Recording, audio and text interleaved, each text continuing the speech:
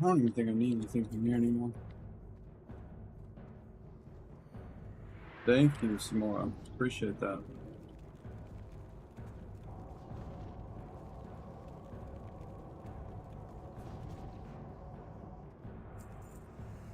Ooh, cool.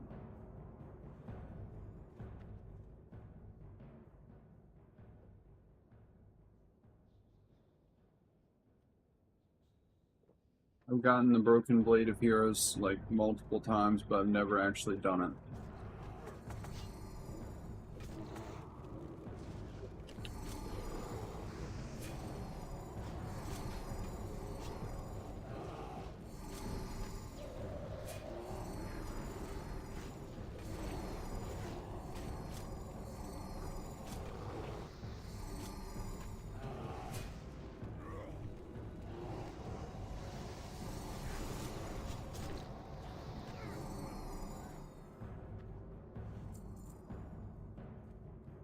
Hmm.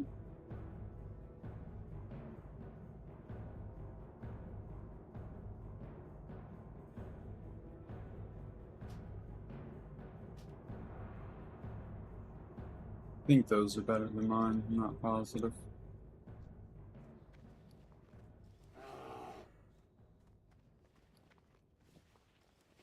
I'm gonna wear them for now. Don't really care for how they look.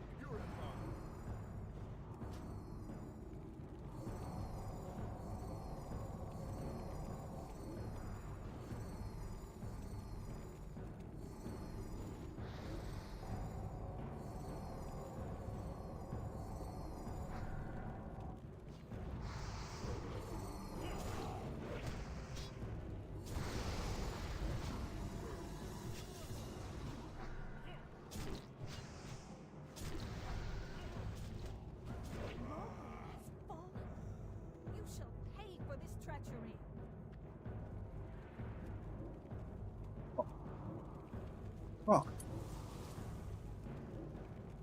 please. Resistant fucking everything.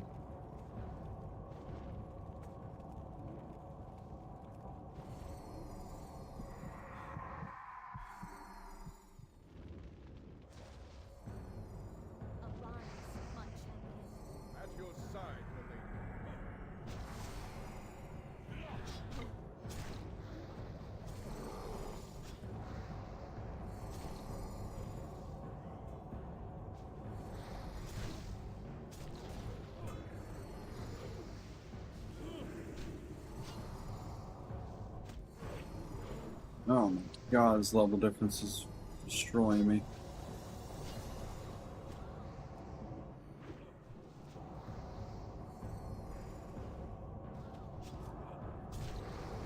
You bitch.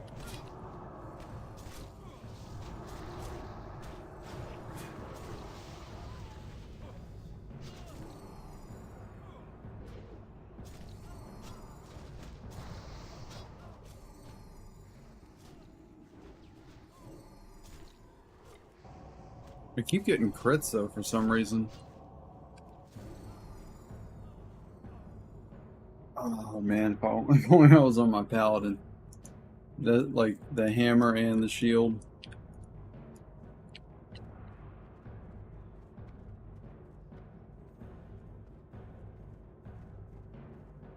Hey, appreciate that, Kay.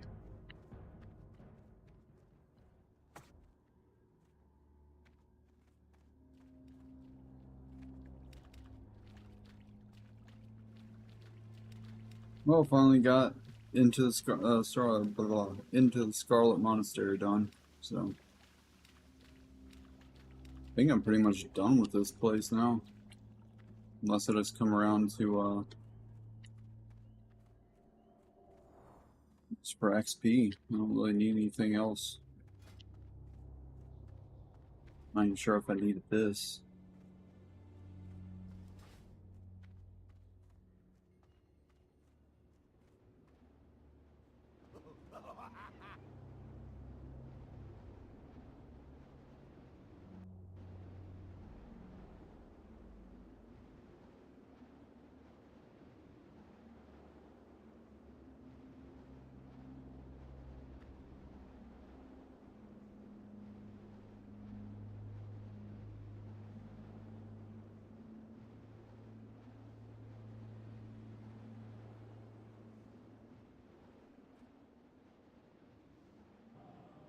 God, I got destroyed on the damage meters though. Oh fuck, what's going on?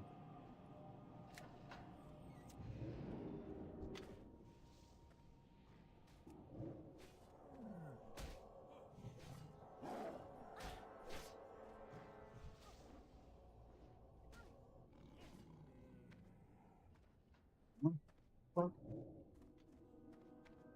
Didn't help him. Bitch.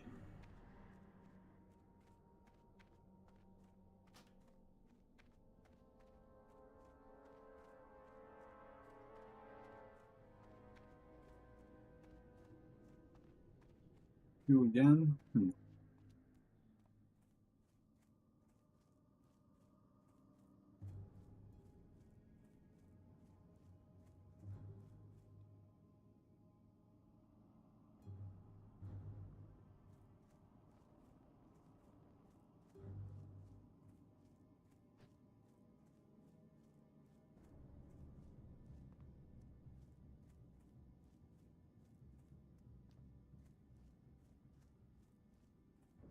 The only one I would really need is like armory for the wrist.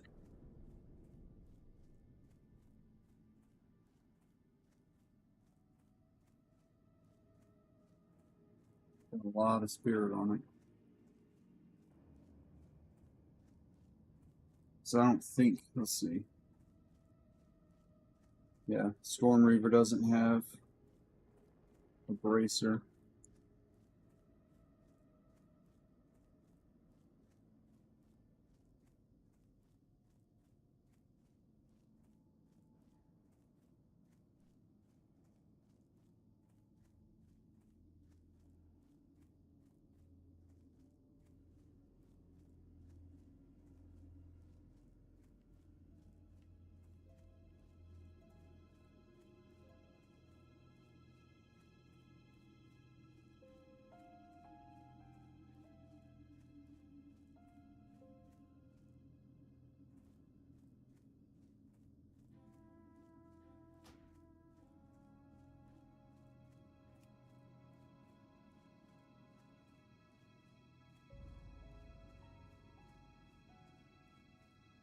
Maybe he'll end up joining me. I don't know.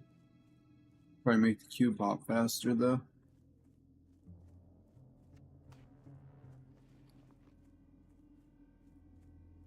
Let's see.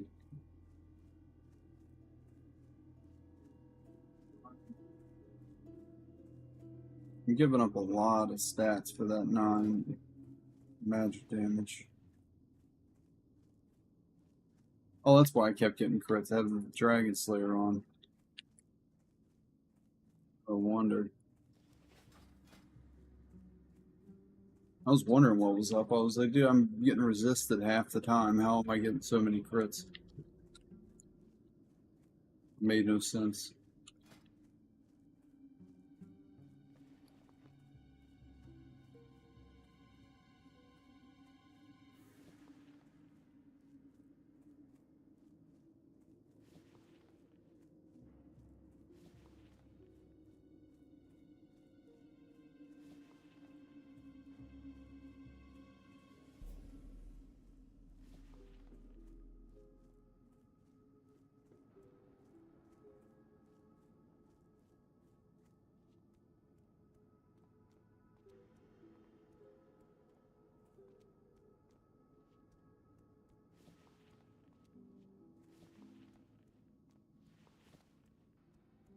I'm gonna assume that the spell damage is just better than that. I don't know. Sucks, because anytime you're going for like spell damage on gear, there's always a big sacrifice on other stats.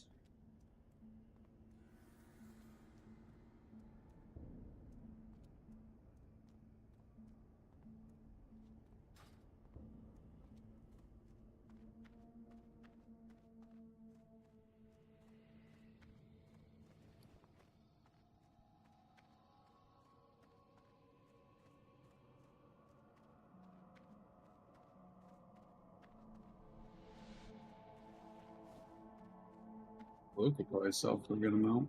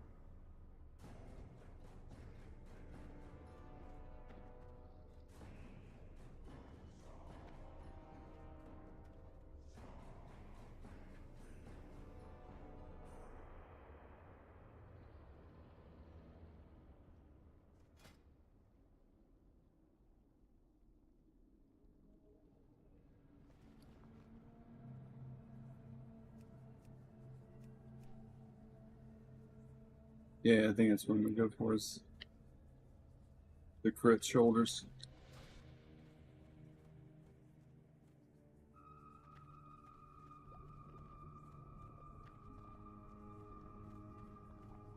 I think that Shadow Priests are undervalued, like overall undervaluing spell crit. Everything I was reading was people saying, no, just ignore it, you only get Mind Blast crits, but it's like that can give you Spirit Tap, which once you have fucking this spiritual guidance, that's a straight up spell damage buff whenever you get a crit. For 15 seconds, it'll give you bonus spell damage. Like a lot, too.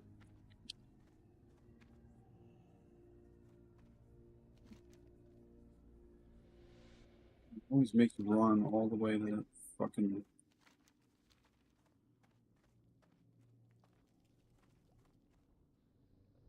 room at the back of the damn city. You know, I've literally never been in the sewers. Can you even get there on foot?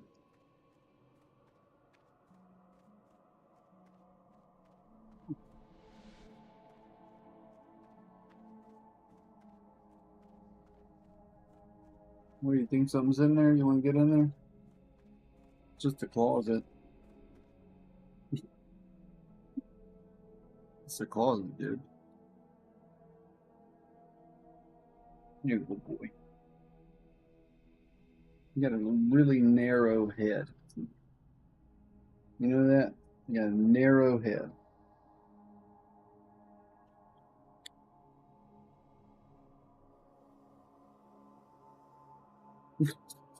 All right, all right. No, no, not around the courts.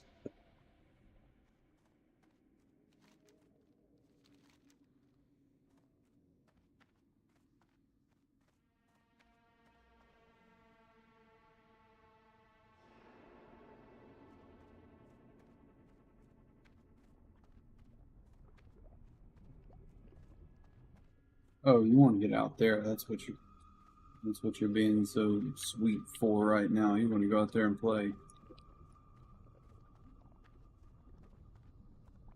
We have two dogs. We have to basically treat them like they're inmates from opposite gangs in a prison. We have to like coordinate their movements and make sure that because they can play together outside, but if you let them, if they get in the same room together in the house, they just want to wrestle nonstop, and they will never stop. One time we were like, "Oh, let's just let them tire themselves out, and maybe then they'll, calm down and chill."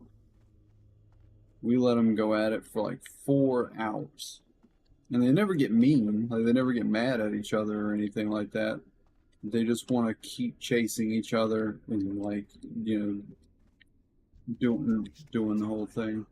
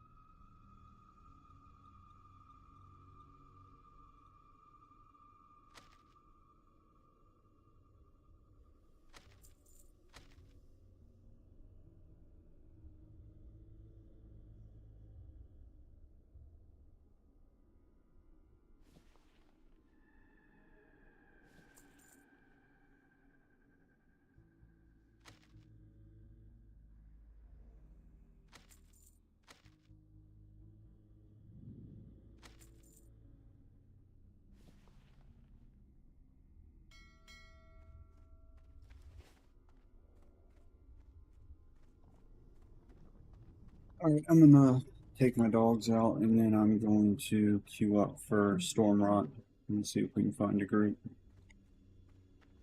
Check the mail real quick.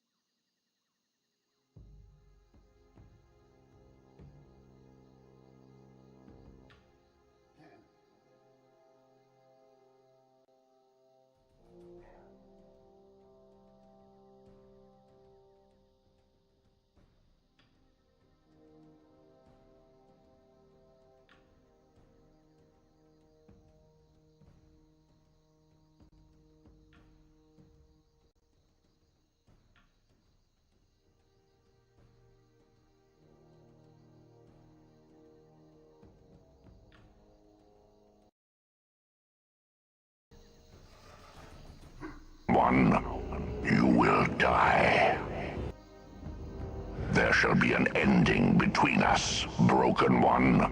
You will die. But first, you will suffer.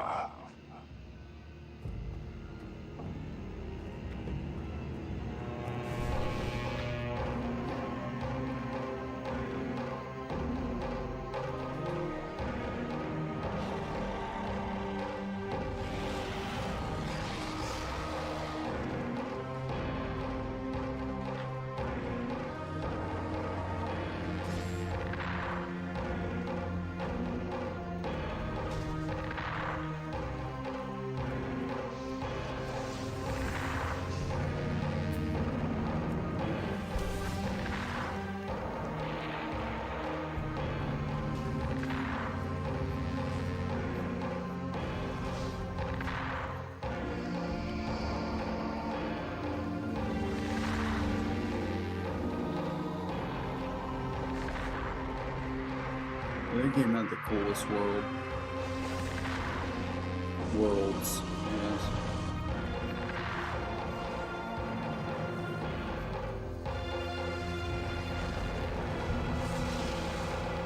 Coolest setting.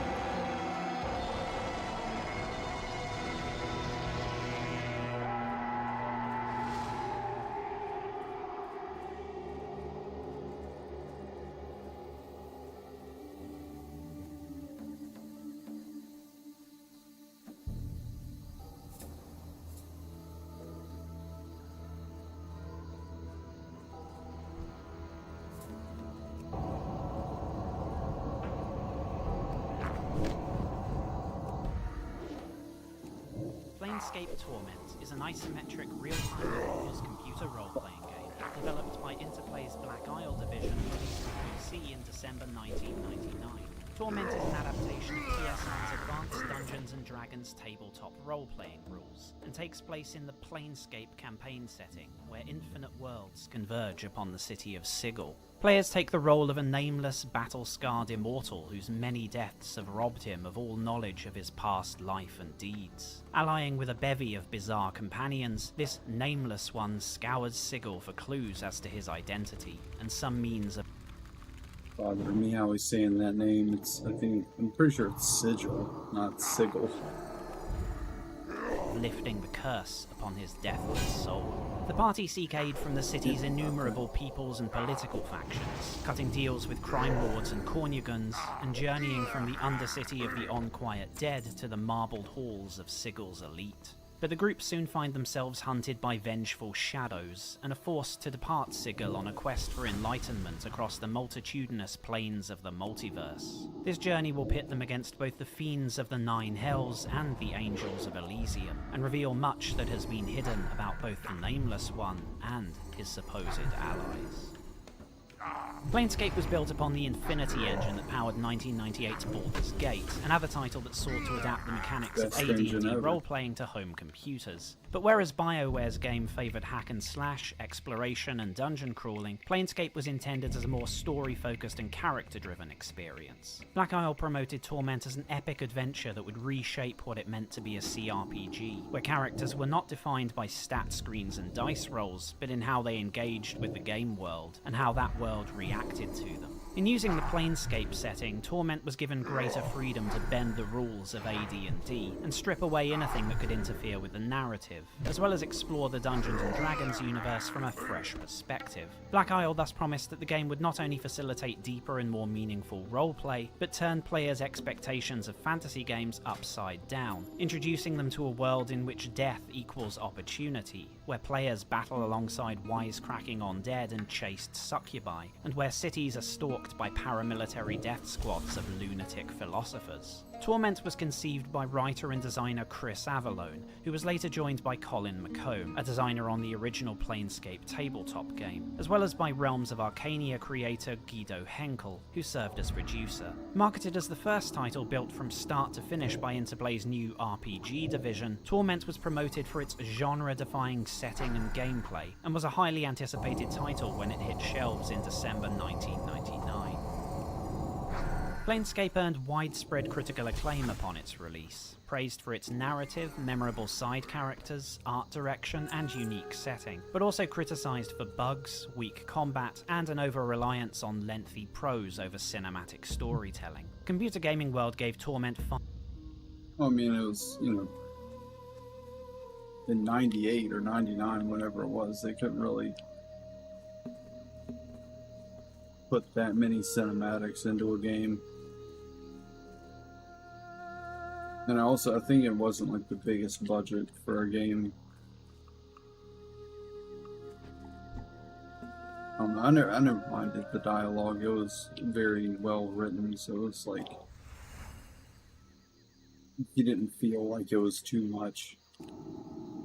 5 And it was stars and spaced its out, Editor's so- Choice Award, calling Torment half game, half mythopoetic meditation, and a role-playing game without peer. Reviewer Thierry Nguyen contended that Black Isle had created the best RPG since Fallout, a game rife with heart-wrenching writing and brilliant design that never insulted the player's intelligence, complemented by masterful art, beautiful music, and flawless voice acting. Nguyen did predict, however, that some players would be turned off by the streamlining of Baldur's Gate's mechanics, plus the heavy use of text, abundance of fetch quests, and linearity of the mid to late game. Next Generation also awarded Torment 5 stars, likening it to a two-dimensional Final Fantasy that rivaled the best of Japanese role-playing games. Michael Wolff argued that Planescape had managed to outclass even Square's.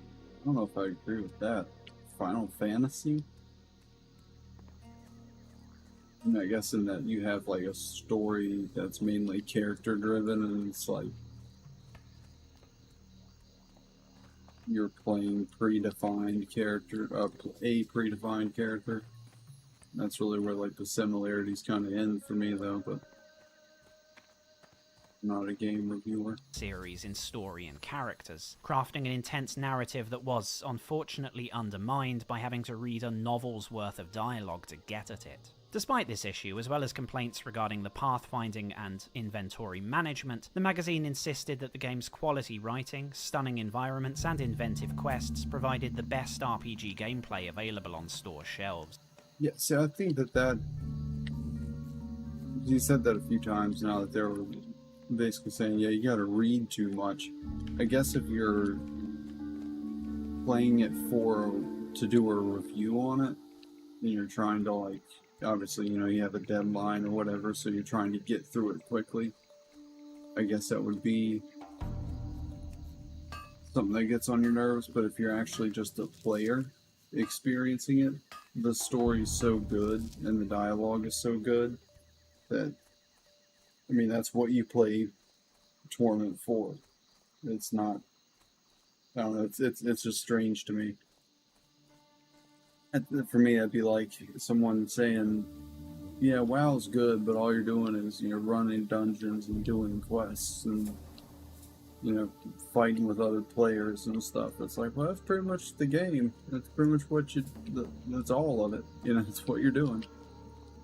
Australia's PC Power Play were only mildly less enthusiastic, giving Torment 91% for its fascinating story, landscape design, and character interaction. Christian Reed felt that the game's rich storytelling was weakened by a combination of point-and-click gameplay and poor AI, which made combat messy and micro-intensive, and noted that shuffling items between party members quickly became a bore. Reed nevertheless gave Torment the PC Power Play Gold Award and I don't even know, in Planescape, it's not like you're getting gear upgrades constantly. So I don't know what all items you'd be shuffling between characters, except for once in a while when you do get an upgrade. It's a weird critique. assured readers that Black Isle had both solidified and surpassed themselves as masters of the role-playing epic. In Britain, PC Zone were a smidge more critical, rating Planescape a few points shy of 90, for having crafted an immensely atmospheric and very adult world that was strictly for die-hard pen and paper fans. Andrew Wright contended that Torment offered a huge and extremely complicated adventure, with a radically new and intriguing style of character development that was light years ahead of other RPGs, and made Baldur's Gate look like a soap opera. However, Wright also criticised the game for its long load times, the lack of multiplayer options, and for potentially alienating some players.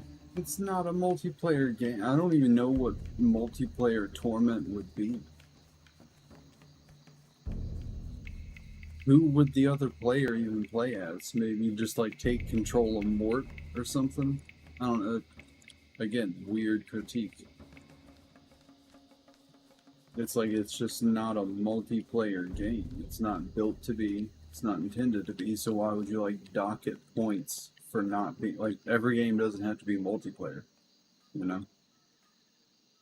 Fucking weird. With its dark and unfamiliar fantasy setting. PC Gamer UK were also more negative than their American peers, with Jason Weston awarding Planescape 86% and characterising it as an engaging blend of Baldur's Gate and Fallout 2 that would simultaneously enthrall and repulse. Weston praised Torment as another great illustration of how Interplay were almost single-handedly reviving Western role-playing games, but complained that it was also less epic and less polished than Baldur's Gate, suffering from performance issues and light on much-needed improvements to the Infinity engine. Online reviews of Planescape Torment were also mostly positive, with the Adrenaline Vault giving the game 5 stars and asserting it had raised the bar past Baldur's Gate and set new standards in storyline, character progression, conversation, and interaction. GameSpot gave the game 9 out of 10 and praised it as a fascinating game that begged to be played more than once. And Daily Radar rated Planescape a direct hit, dubbing it the heroine of CRPGs and saying it was a privilege to have experienced its writing. But even these reviewers had some complaints, with the A-Vault saying that Planescape's manual was one of the worst they'd ever seen for a CRPG. GameSpot critical of the bad pathfinding, low res.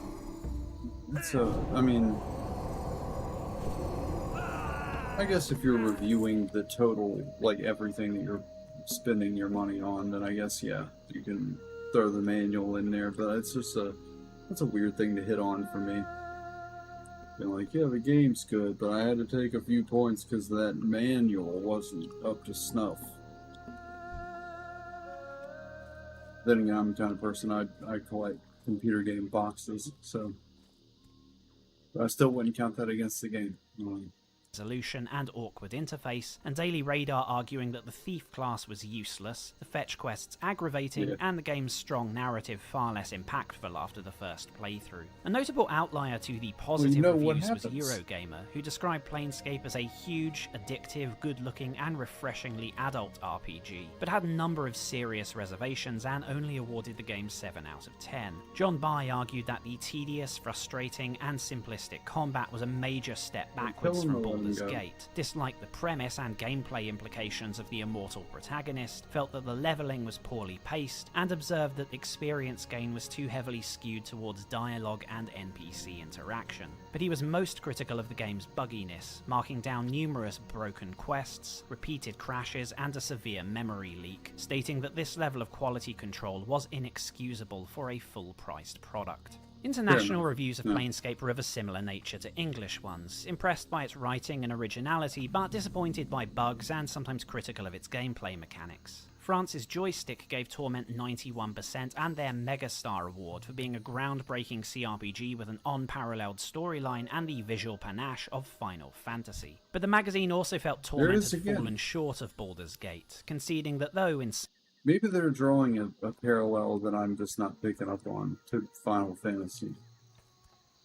Maybe they're meaning it as far as like the delivery of this.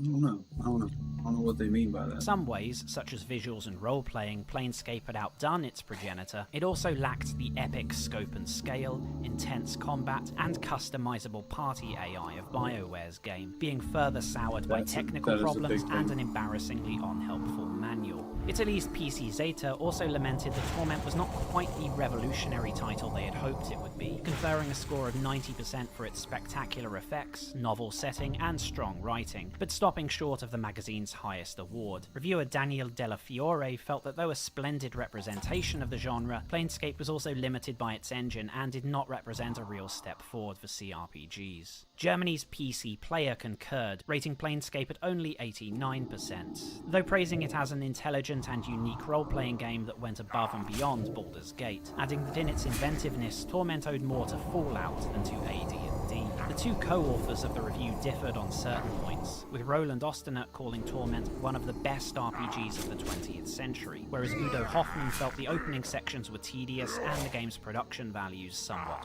wanting. The two were also split on the game's tone, with Osternet characterising it as pleasantly morbid, but Hoffmann favouring Baldur's Gate's traditional fantasy approach over Torment's lust for the macabre. Across the Odenisa, Poland's Reset were much more appreciative of the game, giving Planescape 95% and claiming that Black Isle had cooked up an explosive combination that would blow CRPG fans off their feet. Raving of its deep role-playing, clever writing, and beautiful world, the magazine were adamant that Planescape had earned a place of honour besides legendary titles like Betrayal at Krondor and Fallout. Reset's only criticism was that the game's extensive use of Sigillian cant made it impenetrable to those not well versed in vulgar English, meaning that most Polish role-playing fans would have to wait for a localization, a complaint that was echoed by a number of non-English publications. In the wake of these positive reviews, PC Powerplay declared Torment the Ultima of the new millennium, and the title was soon inundated with industry awards, from Game of the Year to Greatest. I'll be right back.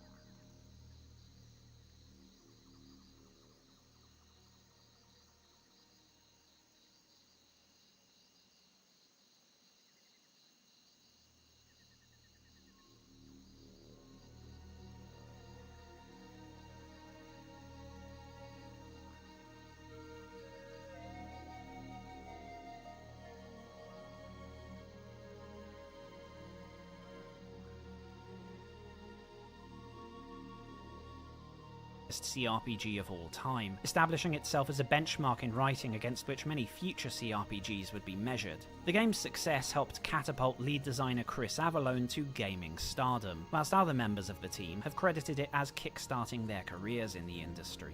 In the years following its release, Torment has earned itself a place on numerous historical top 100 lists, ranging from professional publications such as Game Informer and PC Gamer to CRPG fan sites like RPG Codex. In a 2006 poll hosted by Game Developers magazine, the game was ranked by industry readers as the second most groundbreaking RPG of all time, behind only Interplay's Fallout. And in Matt Barton's History of Computer Role-Playing Games, Planescape is characterized as the ideal CRPG for gamers who enjoy wit and wisdom as much as they do hacking and slashing. A digital release of Torment was made available on Good Old Games in 2010, whilst 2017 saw the release of Beamdog Software's Planescape Torment Enhanced Edition, a remaster of the... See, I didn't play Torment back in the day. I only got it once it was on... Once it had the Enhanced Edition. I actually played it on mobile, which is kind of weird, but yeah. Played the whole game on mobile.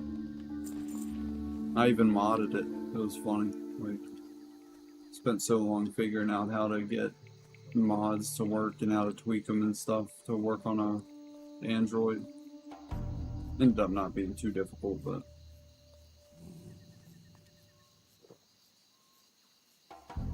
actually I have like pretty much all the Infinity Engine games on Android. The original on Beamdog's Infinity Next engine. That same year, In Exile Entertainment launched Torment: Tides of Numenera, an isometric turn-based CRPG written by Colin McComb, which was... Yeah, see, I got that too, and I did not like that one. I don't know. Maybe I should have given it more time or something, but I just couldn't get into it. The setting and characters just weren't interesting to me. I don't know. Maybe they would have been, like I said, if I had given it more time, but it just felt like a very bland, normal world, and the characters were just like, I don't know. Going from Sigil, which is like a world that's like a nexus of worlds. It's the city of doors, right? You can go to a bunch of different worlds through Sigil. So you have all these different creatures and stuff from different planes. That's why it's called Planescape. So they're from, you got demons, you got all kinds of weird elemental creatures and all that stuff. It was a very interesting setting. And Torment: Tides of Numenera, I think it's just set on like a post-apocalyptic Earth. I didn't play it for that long, but it seemed like that's what it was.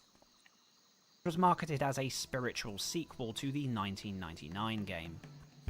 Yeah, very much a spiritual, like pretty much it was just the structure of the game was similar and that was it. Everything else was unrecognizable to me. Some people seem to like it though. I mean, a lot of people said it was pretty great, but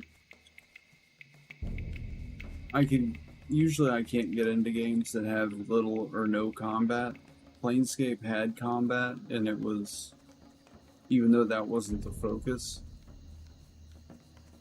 the world and the story and the characters and stuff were enough to make me not care that I wasn't, involved in combat constantly.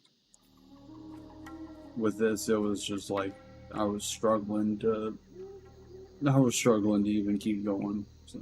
As of 2023, the original version of Planescape Torment is no longer available on digital storefronts, but is bundled with purchases of Beamdog's Enhanced Edition on Good Old Games. Although Planescape is hardly an obscure title, there are many facets to it that deserve more attention, such as its conception and development, how it compares to the other Infinity Engine AD&D games, and its place in the history of CRPGs. In this video, we'll look at how Planescape Torment originally came about, then see how it plays, its art and sound design, and finally its writing and role-playing options. Check the timestamps below and skip to the part of the video that interests you, or keep watching to learn about how Planescape was brought from the tabletop to the home computer. With all that said, let's take our first step on the pathway through the planes.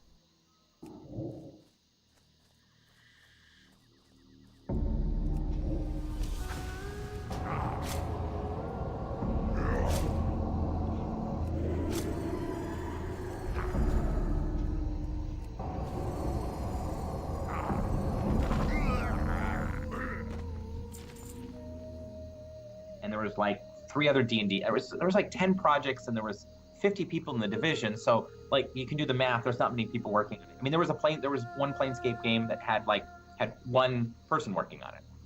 You know, it's like, well, how is this all going to get done? You know, and so I remember everybody was talking about Sigil and just sort of the City of Doors and all this Lady of Pain stuff, and I was like, what in the heck is this all about? Like, I don't get it. It sounds very bizarre to me. It's like, I was like, what kind of world is this? D&D? It's like spaceship, it sounds. And when we started, I don't think most of the team knew much about it, except for Chris and a few other people that were like core designers. But a lot of us were just like, whatever, we get to make monsters, who cares? You know, we just started working on it, and we thought, well, okay, let's have some fun with this. Where to begin the story of Planescape Torment? That depends to some extent on whether fans credit its appeal more to the original setting or to the people behind the game. A convenient nexus for both factors is Interplay Entertainment, and the licensing deal they struck in 1994 with Dungeons & Dragons owners TSR. The agreement allowed for Interplay to produce AD&D titles set in 2 campaign settings, Ed Greenwood's Forgotten Realms and Zeb Cook's Planescape. The deal soon prompted a shake-up at Interplay, with a new division formed under Marco Green that would be dubbed the TSR or AD&D department, though was later reorganised and adopted the Dragonplay branding. This group would focus on exploiting the AD&D license both internally and in cooperation with Interplay's affiliates and third-party studios. Not everyone considered the deal a matter of significance. According to Interplay CEO Brian Fargo, some rival publishers mocked the company for investing too heavily in a small and shrinking market. RPGs were risky, potentially expensive, difficult to make, and even when successful did not generate anything close to the profits enjoyed by mainstream titles. As Alphagram's chairman Bruno Bonnell put it to Fargo, the Dungeons & Dragons license, nicheware for nerds, you'll never learn. Indeed, Dungeons & Dragons itself was in decline, with TSR going through a period of financial turmoil and looking for potential buyers. According to Fargo, there was a brief moment in which Interplay almost managed to purchase TSR outright, but was unable to secure the agreement of their main investor, and the company were eventually purchased by Magic the Gathering publisher Wizards of the Coast. Still, if Interplay were relegated to courting the nicheware and nerd audience, many of whom were Interplay staff themselves, then the Forgotten Realms setting, at least, would aid in that. Although relatively young, having been purchased from Ed Greenwood in 1985, it was an immediately familiar and accessible high fantasy world that could easily host any number of stories. It was also promoted by TSR as the new core setting for AD&D, the company having severely damaged its relationship with the creators of Dragonlance and Greyhawk, which had previously been their most popular settings. Besides, Interplay had no intention of retaining the license solely for CRPGs. A variety of projects utilising the setting entered production at Interplay and their partners, ranging from strategy games to dungeon crawlers, action RPGs, and even board game adaptations. Some of these, such as Tachyon Studios' Blood and Magic, had not actually been intended as AD&D titles when they originally entered development. Instead, they were to be so-called hybridized AD&D titles, utilising the setting but only loosely interpreting the actual rule set. But whilst the Forgotten Realms lent themselves to any number of high fantasy games, the value of the Planescape license was perhaps not quite so obvious. Planescape was a far more recent invention, published the very same year Interplay and TSR had struck the licensing deal. It was a deliberately exotic and outlandish setting in comparison to TSR's usual output, built around the power of belief and the exploration of the heavens, hells, and alternate realms of Dungeons & Dragons that other campaign books had barely touched upon. It was not the first extra-dimensional setting attempted by TSR. 1989's Spelljammer, for example, allowed players to sail through space on wooden ships, visiting the world of Dragonlance on one expedition, or of Greyhawks on the next, menaced by the likes of spacefaring pirates and fleets of Illithid slavers. But Spelljammer had not enjoyed the success. Yeah, imagine it was literally like D&D Wing Commander set during the age of sail in D&D. So you're like flying wooden fantasy pirate ships. TSR had hoped for, a major cool reason shit. as they saw it being the lack of a central port of call to ground the setting. Without some sort of home base to anchor players, parties would simply use the premise of the Spelljammers as a convenient means of commuting between different campaign settings, ignoring the unique appeal of spacefaring life. Spelljammer thus became a tool to get players from one TSR product to another, rather than a campaign in its own right. Planescape was to resolve this issue by featuring a central hub around which, figuratively speaking, the rest of the universe would revolve. Although players might venture to elemental planes or the worlds of lore and chaos, explore the depths of hell or the realms of the divine, they would start and finish their quest in the city of Sigil, a multi-planar metropolis with interdimensional doorways that could lead anywhere in the cosmos. There's Sigil no way would be the that's how focus it's of pronounced. the setting, with the other realms still important but peripheral to the city of doors. The lead designer on Planescape was Zeb Cook, who would credit the inspiration for the setting to a variety of influences, from Italian surrealism to the underworld of Elizabethan England. But a rather more mundane factor would also make its mark on Planescape, a business competitor. In 1986, an upstart company named White Wolf Publishing had entered the tabletop gaming market, with their biggest success being 1991's Vampire the Masquerade. This moody and sometimes philosophical setting appealed to players on a number of levels, receiving critical acclaim and, more importantly, remarkable commercial success, catapulting White Wolf past many established rivals. By the mid-90s, White Wolf were widely viewed as the number 2 in the RPG market, behind only TSR themselves. The success of Vampire was partly attributed to two particular features. First of all, the clans system, which encouraged players to identify with one of the many distinct Vampire the bloodlines Masquerade that again. constituted vampiredom. And secondly, the use of meta-plots, long-running narratives that would evolve over the course of rulebook supplements, novels, and new editions. TSR took particular stock of the Warhammer 40k really took that concept and ran with it. I think they like the whole having a meta plot that stretches over all your different rule books and your what are they called? What are those little releases called? The gameplay handbooks they come out with. They're not just rule books, but they're like updates to the setting, and they're the way they update their units and all that stuff for the war game. Ah, shit.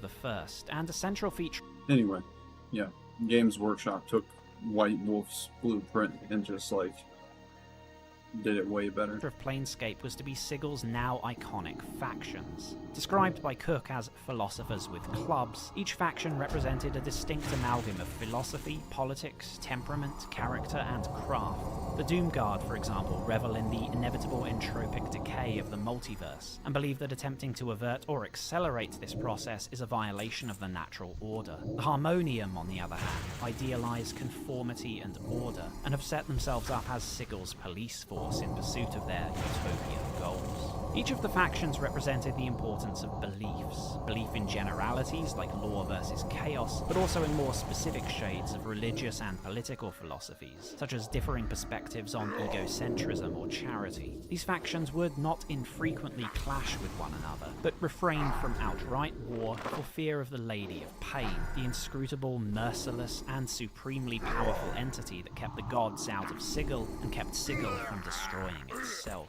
Planescape was shipped in August 1994 to rave Yeah, reviews she's a from great tabletop character. critics, who were mostly delighted by its unconventional premise, unique writing style, and perhaps equally as important, its pages upon pages of full-colour interior illustrations by artist Tony DiTerlizzi. Some, including Zeb Cook himself, did however concede that the setting's attraction came more from its ideas rather than its functionality as a tabletop role-playing game. Internally, Planescape's designers, who, like the majority of TSR staff, did not have access to precise sales figures, were under the impression that the campaign had not only been a critical hit, but also enjoyed healthy commercial success. Despite this, Cook would depart TSR soon after Planescape's release, hired away by former Dungeons & Dragons luminary Lawrence Schick. Various staff would take over from him, including but not limited to Monty Cook, Colin McComb, and husband and wife team Ray and Valerie Valles. From 1995 1995 onwards, these designers would continue expanding the campaign setting through further supplements and source books, with a focus on developing the meta-plots of the Planescape setting, such as the mysteries of the Lady of Pain,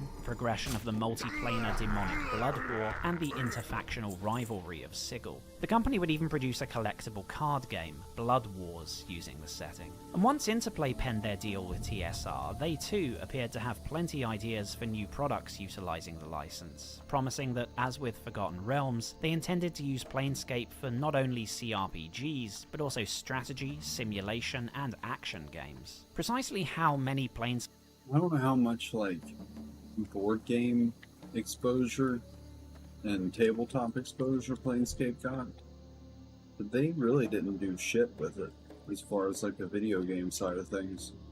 titles were ever in development at Interplay is uncertain, even to former staff, as it was not uncommon for projects to be worked on by merely one or two people before entering pre-production. And even within the AD&D division, one team might be completely unaware of what another were working on. However, by 1995, numerous Forgotten Realms titles had entered development, either in-house or external, whereas there was little sign of Planescape games making any progress. Still, there was no shortage of people with ideas for a Planescape game, whether they were familiar with the setting or not. One such person was a young tabletop role-playing fan named Chris Avalone, already a contributor to RPG company Hero Games, who applied for a job at Interplay's AD&D division in early 1995. Avalone was eventually interviewed by division head Marco Green, who asked him how he would make a Planescape game. Avalone, who later admitted that he had no experience with Planescape up to that point, suggested a game that opened with the player's death and then followed the events thereafter.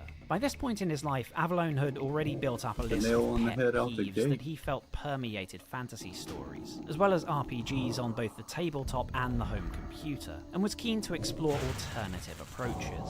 He likened this early concept to a jigsaw, with the player awakening in a mortuary and attempting to reassemble the circumstances that led up to their death.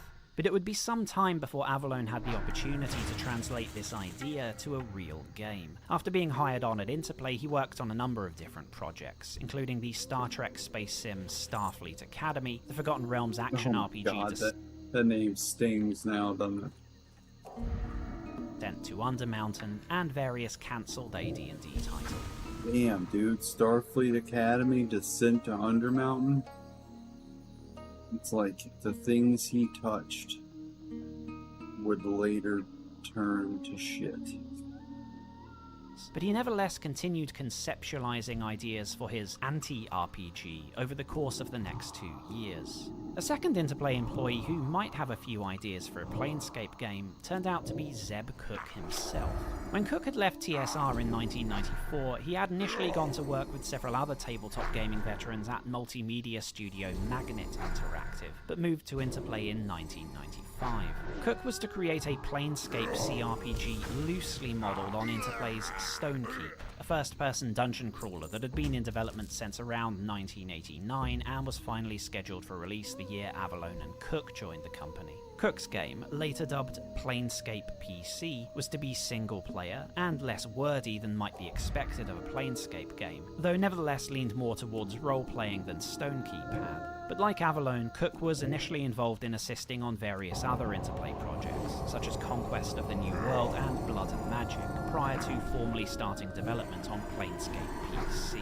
And far from Interplay's California headquarters, another project was taking shape that would play a major role in the development of a Planescape game. Canadian studio BioWare were working on a massively multiplayer fantasy RPG, Battleground Infinity, which would utilize their custom-built DirectX-based Infinity engine. BioWare approached Interplay about backing the project, liaising primarily through Interplay producer Fergus Urquhart, and after some revisions and back and forth between the two companies, by 1996 it was agreed that Interplay would help the Canadian studio develop a Forgotten Realms CRPG utilizing the engine. That engine would be the source of both profit and contention for the two companies. At the time, the Infinity engine was an impressive technological achievement, and BioWare's founders believed they could earn a tidy sum by licensing it out to other companies. Interplay's rivals, including wizardry developers Surtech, had already shown interest. Due to Fergus Urquhart's faith in the Canadian team, Interplay would be the first publisher to benefit from the engine, eventually utilising it for multiple internally developed titles. But according to Urquhart, BioWare were not especially subtle in their attempts to court the attention of other publishers. All the same, Interplay had the opportunity to make use of the engine, and thanks to an internal reorganisation at the company, Urquhart himself was now in a prime position to make that happen. For that same year, Interplay had reformed the Dragonplay division to focus solely What was that clip?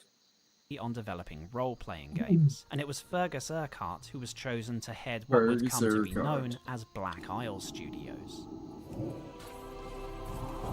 Dead producer walking! Though the founding of Black Isle would not be formally announced for another 2 years, Urquhart was now responsible for overseeing multiple RPGs in development at or on behalf of Interplay. These would include... I think that Black Isle was probably...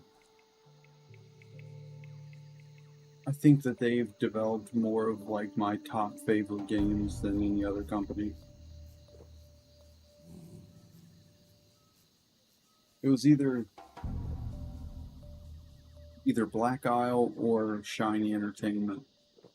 Zeb Cook's first-person Planescape title, as well as an unknown, externally developed Planescape game, which Urquhart states just sort of died. But a second TSR veteran would soon be joining Cook at Interplay and commence work on yet another Planescape title. By 1996, TSR's financial problems were no secret to its staff, and some had begun looking, or were encouraged to look, for employment elsewhere. Colin McComb, one of the Planescape designers who had taken over from Cook, was just such a case. McComb was put in touch with Fergus Urquhart by another TSR employee, and was hired onto the nascent Black Isle division. McComb has admitted that one reason he was taken on was precisely because of his relationship with TSR staff and the Planescape setting, which Interplay likely hoped would help smooth over any disputes between the two companies regarding content and Planescape. But Interplay also had a very specific task in mind for McComb, to head development on what was informally referred to as Planescape PSX. When McComb joined Interplay, an early design document for the title had already been drawn up, with its central premise being Planescape in King's Field. The King's Field series was a PlayStation That would have been a pretty cool game, honestly. exclusive action RPG developed by From Software. The first game released in Japan in 1994, but not seeing release in the West until King's Field 2 the year after. McComb was directed to design a game that would be very similar to, but not directly copying, From Software's title. Yet McComb had never actually played the game he was supposed to be using as the basis for a Planescape project. He was thus assigned to a room with a PlayStation and a copy of the game, and asked to revise the original design document. McComb's project, like King's Field, was aimed at the console market, and thus oriented towards action rather than lengthy stat sheets or role-playing. Interplay had made numerous attempts to break into the console market throughout the 90s, most notably in purchasing Dave Perry's Shiny Entertainment. As though the company had seen success in the PC market, this was, in the words of Brian Fargo, a case of being the tallest midget in the room. By the mid to late 90s, most of Interplay's competitors had achieved breakout success with at least one console franchise in their portfolio, a goal that continued to elude the Californian publisher. According to McComb, Interplay's original vision for Planescape PSX seems to have been of a quintessentially 90s dark fantasy experience, which McComb described as a hack and slash that was edgy, brash, snarky without being thoughtful, and not identical to but on the same spectrum as Daikatana.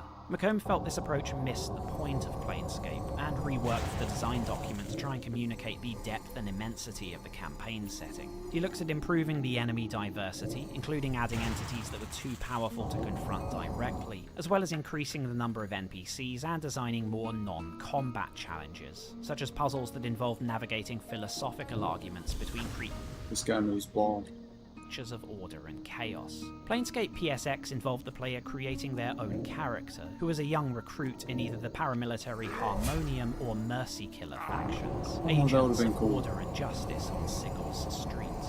The broad outline of the plot was that this recruit would be drafted to help put down a riot in the city's slums, but would be separated from his companions and forced to fight through a series of burning tenement buildings. Towards the end of this sequence, they would stumble Dude, the raid set in Planescape God, I hate so much that all of these ideas weren't able to be like, they weren't able to make games out of every one of these ideas. Stumble across evidence that the uprising was being orchestrated by persons unknown, leading them to Sigel's lower ward and what appeared to be a shadowy criminal enterprise. The recruit would then be directed by his superiors to hunt down the leaders of this organisation, heading to the so-called Gate Town of Ribcage, a city of demonic half-breeds that sat atop a portal to the hell plane of Beator. Here, the player would learn that there were even greater powers behind the conspiracy, leading them on a journey through the planes, progressing from Lower Beator all the way up through the Hells and into the angelic realm of Celestia. From September 1996 onwards, McComb was thus occupied with the development of this King's Field-esque action RPG. This meant that in late 96, there were now 2, or depending on the source, 3 Planescape projects running inside Interplay. Zeb Cook's Planescape PC, Colin McComb's Planescape PSX, and possibly Chris Avalone's game. There are conflicting accounts from both written sources and former Black Isle staff as to the precise status of Avalone's project at this time. Fergus Urquhart has stated in some interviews that he put Avalone to work on a Planescape title in early 1997, whilst McComb stated that, to the best of his recollection, when he joined Interplay in September We'll fall off.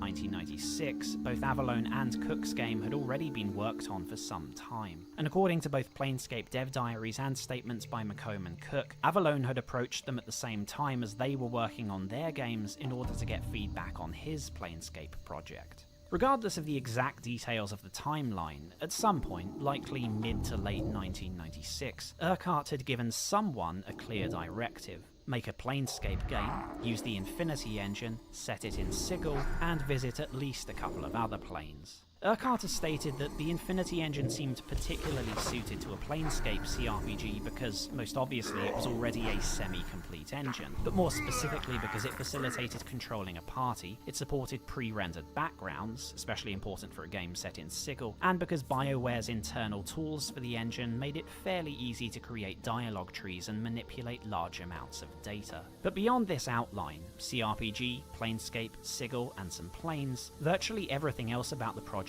was up to the team, and as Urquhart noted, what they created turned out to be completely different to what he had envisioned. Initially, the Planescape Infinity Engine team consisted only of lead designer Chris Avalone, coming off Descent to Undermountain, programmer Dan Spitzley, who came on after finishing work on Dragon Dice, and artist Tim Donnelly, formerly of toy company Mattel. By the end of 1996, Avalone already had a strong, well-defined vision for the project, which ran with the idea he had originally pitched to Marco Green when he first joined Interplay, an RPG that starts with the game over screen and continued from there. Avalone's vision of a CRPG that was in some ways a subversion of traditional CRPGs was enthusiastically adopted by the other leads, who began building on Avalone's do's and don'ts with their own list of role-playing tropes that they felt deserved a new spin.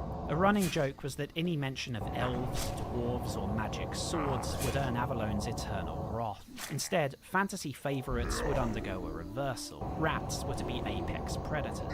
Chaos was to be orderly. Knowledge more important than character stats. Devils could be trusted, angels could not. Instead of battling hordes of ravenous zombies, players were to sympathise with the dead, and the hero was to fight their own past selves. Tim Donnelly has admitted that, like Avalon himself, many on the Planescape team had little to no familiarity with the setting prior to starting the project. For them, the appeal of the project was not necessarily the setting itself, but the fact it was an opportunity to do something radically different, in art, in design, and in storytelling. The Planescape setting was viewed by TSR as unconventional and more open to interpretation than traditional high fantasy campaigns, and the license holders were not especially strict about Interplay having to follow the tabletop rules, nor of being too closely wedded to Planescape canon. The team's intent for the game was strongly influenced by the desire to flaunt established conventions of fantasy, tabletop role-playing, and CRPGs in general. Thus, as the as-yet unnamed Black Isle division waved farewell to 96 and greeted 1997, the Planescape license was finally being utilised, and for 3 completely different games. But only one of those would live to see the coming summer.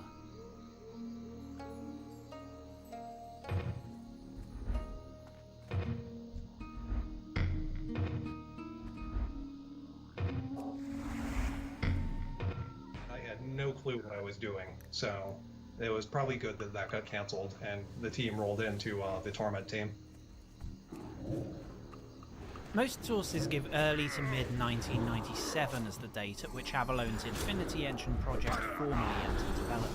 The game's final vision document, an edited version of which was provided to the site RPG Watch in 2007, had been iterated on for some time. Years if one counts Avalon's original concept, and was mostly faithful to the final product. At this stage, the project's official title was Planescape Last Rites, a name that the team believed perfectly encapsulated its central themes of death and rebirth, and presented as a violent, irreverent, and breathtakingly beautiful CRPG set at the crossroads of the universe. The vision statement outlined many of the game's key features: the Planescape setting, the BioWare Forgotten Realms CRPG engine, as it was called at the time, and its appeal as a brutal, amusingly eccentric, and cliché-breaking power fantasy. The central conceit of Last Rites was the concept of the game itself being the character generator, highlighting the importance of the amnesiac protagonist not as an established character in the world, but as the player's alter ego, with the two uncovering the Planescape world together and eventually learning their true identity, both as protagonist and as player. In later interviews, Avalon credited this idea to 3 particular inspirations. The first, from a practical point of view, was that it justified easing the player into the Planescape setting as an outsider, with the game's first companion, Mort, conceived as a talking encyclopedia to introduce the specifics of the universe in bite-sized chunks. The second inspiration was sci-fi and fantasy author Roger Zelazny, and his use of an amnesiac protagonist in the Chronicles of Amber series, although in a later interview Colin McComb has suggested that author Gene Wolfe was also an influence. The third muse for the protagonist's character arc was an abandoned tabletop adventure that Avalon had been working on his college days. This campaign was to be set on a derelict spacecraft, and opened with the various players awakening with no memory of who they were, what they were doing there, or why they were the only survivors of the vessel. The purpose of the game was for the party to explore the ship for clues as to their identity and what had happened on the ship prior to their awakening. Avalon thought it would be interesting for the players to not only learn who their characters had been, but also explore how the actions they had taken since losing their memories had made them into completely different people. In Last Rites, there was only to be a single player, but the idea of them forming their character through their actions, rather than in accordance with their past deeds or a pre-written character sheet, remained the central theme. Last Rites was to be an unequivocally player-centric experience, in which everything in the world revolved around them and their actions. As the team put it, it's all about you. Among other features the vision statement highlighted were the technical innovations of the Infinity Engine, narrative and NPC reactivity, advanced party AI that could act independently of the player's wishes, and, most importantly, tons of babes. Although the Planescape setting was described as more adult and more hardcore than traditional high fantasy, this was presented more in the context of being darker, sexier, wilder, and edgier than typical fantasy fare, rather than to impress upon the audience its philosophical elements. It's clear that that audience was, indirectly, meant to include license holders TSR and Wizards of the Coast, as the Vision doc details how Last Rites would act as a gateway for players to both future Planescape games and also to TSR's wider catalogue of tabletop products.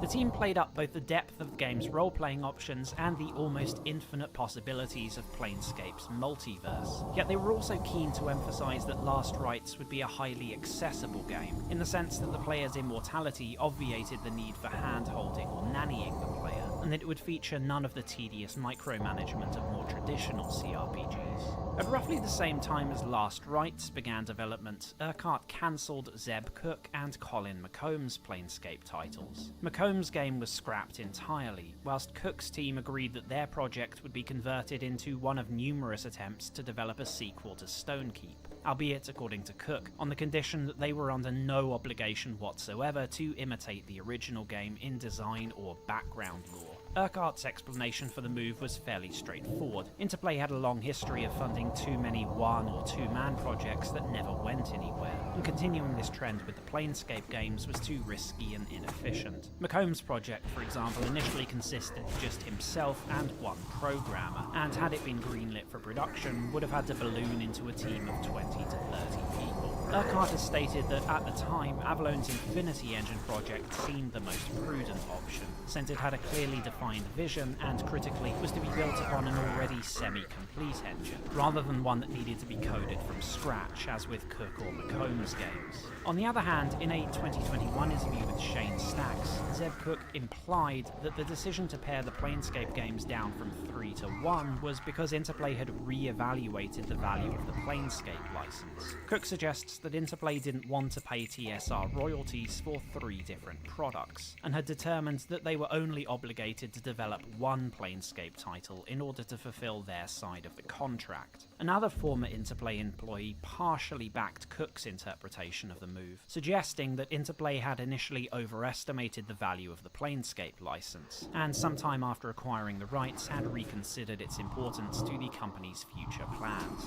A second source further speculated that Interplay had never actually intended to fund development of more than one Planescape game, and that Cook, McComb, and Avalon were unwittingly competing with one another for that position. Both this source and Cook have implied that the decision to cut the other Planescape games was not made by Urquhart at all, but forced upon him by Interplay's upper management. Whatever the truth, Cook's game would be drawn into the yawning maelstrom that was Stonekeep 2's development, a journey from which it would never return, whilst McComb was reassigned to Last Rites as designer, lore expert, and unofficially as Chris Avalon's second-in-command. This point in early 1997 saw the team expand significantly, and was also the point at which other key figures were assigned to the helm of Last Rites development. The first of these, initially against their will, was German CRPG icon Guido Henkel, who joined Interplay in May 1997. Henkel had earned fame in the early to mid-90s for his role in Die Norland trilogy, better known in the English-speaking market as the Realms of Arcania series. The Arcania games were licensed adaptations of the tabletop role-playing setting Das Schwarze Auge. That's seriously like the Oregon Trail Fantasy Edition. Just like the crazy detail that you have to pay attention to just to like travel is nuts. The amount of planning you have to do.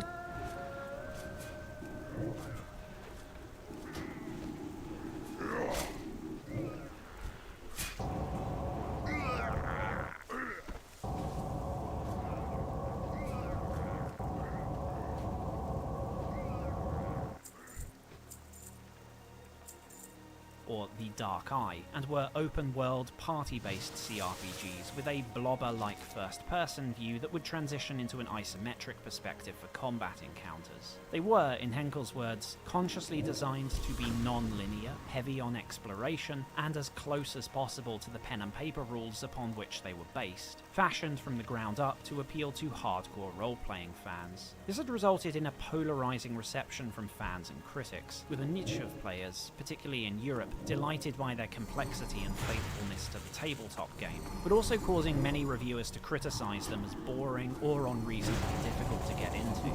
After working on the Arcania games, Henkel moved from Germany to America to be with his fiancée, and was intent on joining Interplay's strategy division, not go back to working on RPGs. But due to his background with the Arcania games, Henkel was poached by Urquhart's department and assigned to Last Rites as producer. Despite Henkel's original interest in strategy, he was intrigued by the prospect of working on Avalon's game. To Henkel, who had by that point made 5 traditional fantasy games in a row and become somewhat jaded with CRPGs, Last Rites seemed the perfect antidote, an RPG that broke all the rules in settings, visuals, and design.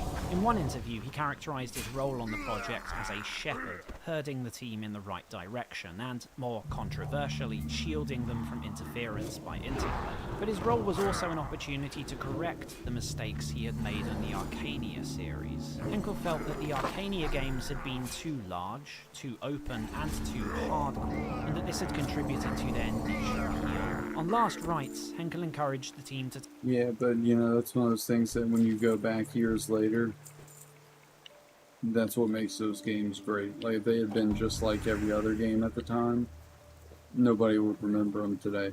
Take a more focused, intimate, and player-driven approach that brought content to the player rather than force the player to hunt down content themselves. In one interview, Henkel contrasted this design with that of more traditional CRPGs, including his own games, which he felt had too much filler content and were ultimately unsatisfying to mainstream audiences. "We are not," he insisted in a later interview, "making a virtual dollhouse," contrasting his view of CRPGs with that of Richard Garriott and the Ultima series. In general, Henkel endorsed the original design document and team vision statement prepared by the Last Rites leads, but did have reservations about some elements of the game's proposed tone. The team's emphasis on Last Rites' level of violence, both inflicted upon others and endured by the protagonist, seemed to Henkel rather gratuitous, and he lobbied for this to be toned down in the final product. But Henkel's second would be line producer Kenneth Lee, a veteran of several Interplay projects who came from a very different background and perspective to his German colleague. Lee was a self-professed anime and console gaming nut, and a fervent enthusiast of Japanese role-playing games, in particular Squaresoft's Final Fantasy series. Lee was so dedicated to the series he purchased an imported console and played the original Japanese releases rather than wait several months for the Western localizations. Although Lee's role was primarily as producer, like Henkel, he was also directly involved in the game's development, in his case taking a major part in designing its spells. In later interviews, Chris Avellone has sought to clarify the extent to which Japanese role-playing games inspired Planescape, stating that their influence was mostly limited to the spell graphics and companion weapon designs. However, other members of the team, such as designer Scott Warner, have argued that JRPGs and Japanese media did have a significant effect on various elements of Planescape's writing and design, even if not on Avellone himself. By the time McComb, Henkel, and the rest of the team had joined Last Rites, the Planescape project was supposedly ready to enter full production. The game's vision, as outlined in the design doc, had been more or less greenlit by Black Isle and Interplay without substantial changes, though this did not mean everything that designers had hoped to include would make it in. Among some of the unusual ideas considered at the time were a text parser, which enabled players to type out questions and keywords rather than selecting preset dialogue options. Oh, that would have been cool, like a mud dialogue system. And an attempt by Henkel to implement a hyperlink system into the dialogue, by which clicking on keywords would bring up a Planescape encyclopedia. A slightly more ambitious feature that was considered was a unique conversation system for interacting with Sigel's mysterious Daebus. In Planescape lore, these strange creatures could only communicate in symbols, which the amnesiac protagonist would not have been able to understand. According to Henkel, the team had originally intended to create a special interface that functioned as a conversational mini-game of sorts, with the player attempting to translate the symbols into comprehensible text. Henkel states that the team dropped this idea due to requiring too much work for too little gain, and for potentially being frustrating for players. Unsurprisingly, the team also had to rein in the scope of the campaign. Keywords in brackets. Avalon and McComb have both stated that there were originally plans to incorporate all 15 of Sigel's factions, and visit more planes than in the final game, with Avalon citing cut visits to the heavenly realm of Celestia, the chaotic plane of Limbo, and more expansive plans for the Outlands, Carceri, and Beator. The team did, however, make a conscious decision not to emphasize certain aspects of the Planescape universe, in particular the influence of the gods, or powers, and also resigned themselves to the fact that the tabletop game's use of belief was too complicated to implement properly. Some changes to the script also occurred at this early stage. The team had considered using some established Planescape characters as party members, with Avalon citing the specific example of Kylie the Tout, a leather-clad, flame-haired tiefling thief mentioned in the 1996 supplement Faces of Sigil. It was eventually decided that the writers would have more freedom using only original characters, especially considering some of the unpleasant situations their cast would endure, and existing Planescape figures were relegated to non-joinable NPCs. But a far more significant cut, one that Avalon particularly regretted, came about due to the project's attempts to immerse players in the Planescape world through its graphical fidelity. Key features of Last Right's visual direction were its zoomed-in view, larger sprites, improved animations, and more detailed character and creature models. On the one hand, this meant the game's visuals were a significant improvement over those of BioWare's Infinity Engine game, which was still in development. But it soon became clear that sacrifices would have to be made in other areas to accommodate this. For one, the game's tighter perspective meant ranged combat was now highly impractical, with combatants attacking each other from far out of camera range, or, if limited to the viewpoint, too close to each other to be effective. A related issue, one that had implications for gameplay, graphics, and role-playing, was that creating the art assets for this level of quality was resource-intensive and time-consuming. Although the Last Rights team for much of development were not remarkably small, they were still not as well staffed as more important interplay projects, nor even as the Forgotten Realms game, which consisted of BioWare Corp and of several Black Isle employees supporting them. According to Avalon and Henkel, the team's original intention for Last Rights was that players would be able to customize the game's protagonist to a considerable degree, at the very least in being able to choose either a male or female avatar, and also in dictating their appearance. In the Last Rights vision statement, the team point out that BioWare's engine already supported highly customizable character sprites, and promised that this would also be a feature in Black Isle's game. But it eventually became clear to the team that matching BioWare's level of customization with larger, more detailed sprites with more animations was simply not feasible, and scaled back their plans. The most obvious victim of this was the protagonist, who could only be male, could not be customized, could not wear armor since this would have to be reflected with new animations, and was limited to specific weapon types. But this limitation would also spur the team to approach the game's companions in a different way to BioWare. Black Isle had always intended to make the player's party feel more memorable and unique in their writing and design, but there was now an irresistible incentive to make their fighting style distinct from that of the player and of each other. Since it was simply too much work to create animations for every different character using every different combination of weapons and armor, the team took a cue from the Final Fantasy games and canonized the idea that each party member fought in a particular way, with a particular type of weapon.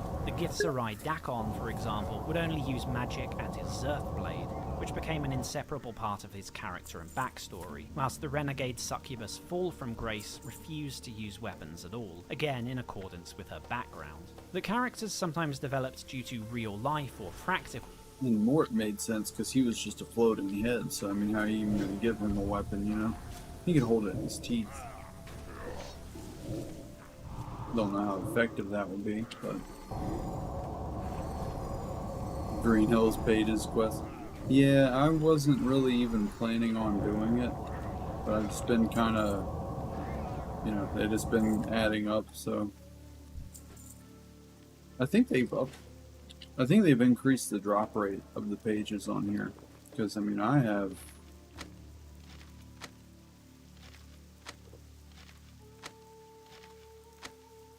a whole lot.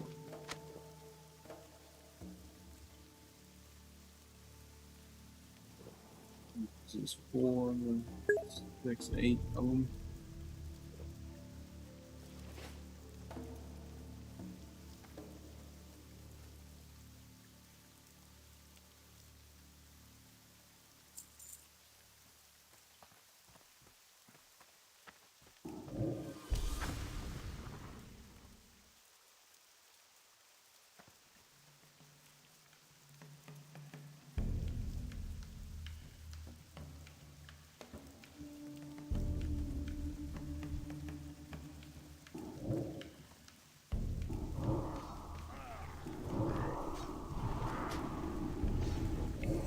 For the quest, nothing really.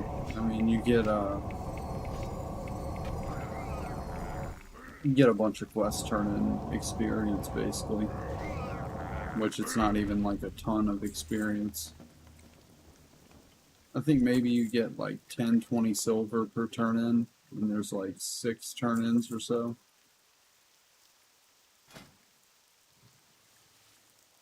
It's a lot. A lot of spirit on that.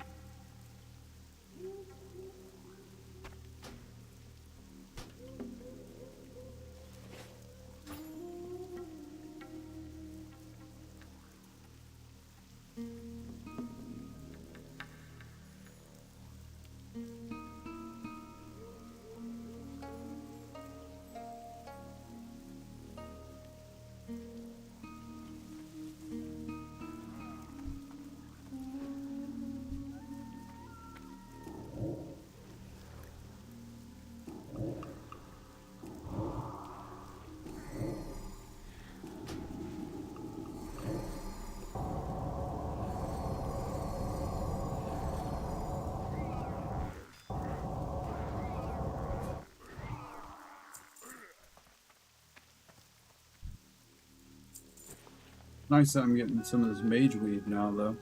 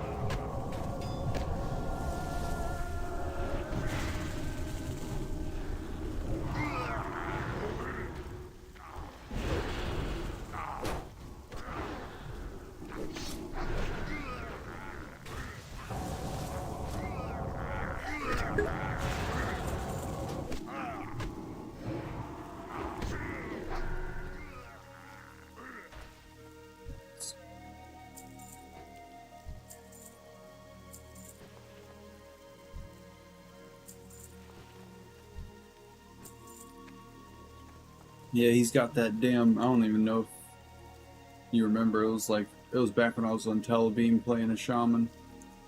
The totem that I kept running Stormrock Castle to try to get. He's got that totem, that's why he's doing so much AoE damage.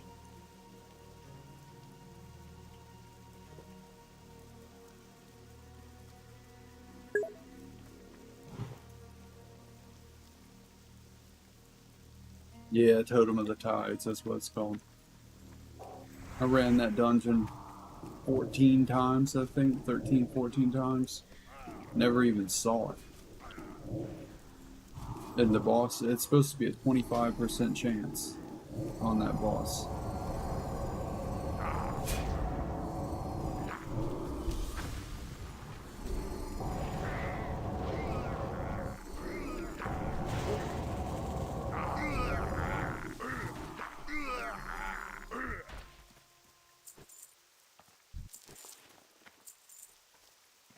Dude, these necklaces don't want to drop.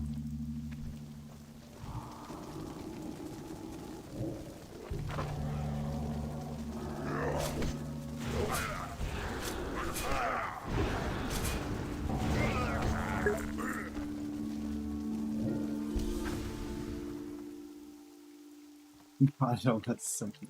Don't rub it in, dude. It was bullshit. I can't stand when that stuff happens.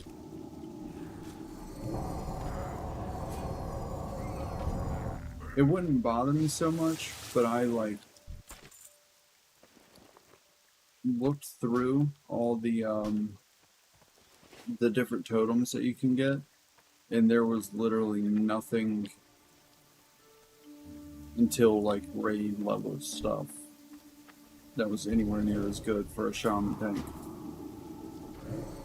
So it wasn't like, oh, I can replace it if I just go to somewhere else in 10, 15 levels. It's like, no, this is the best there is, all the way up till 60 when you're raiding.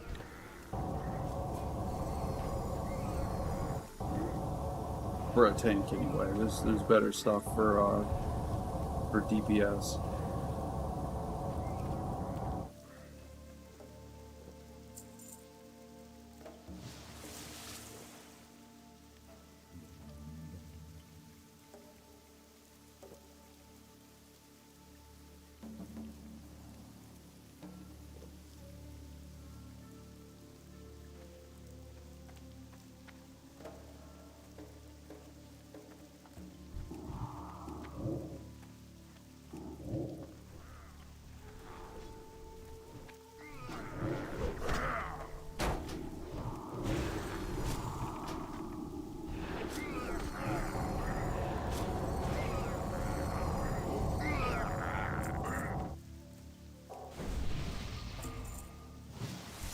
Now we gotta compete with these fucking guys.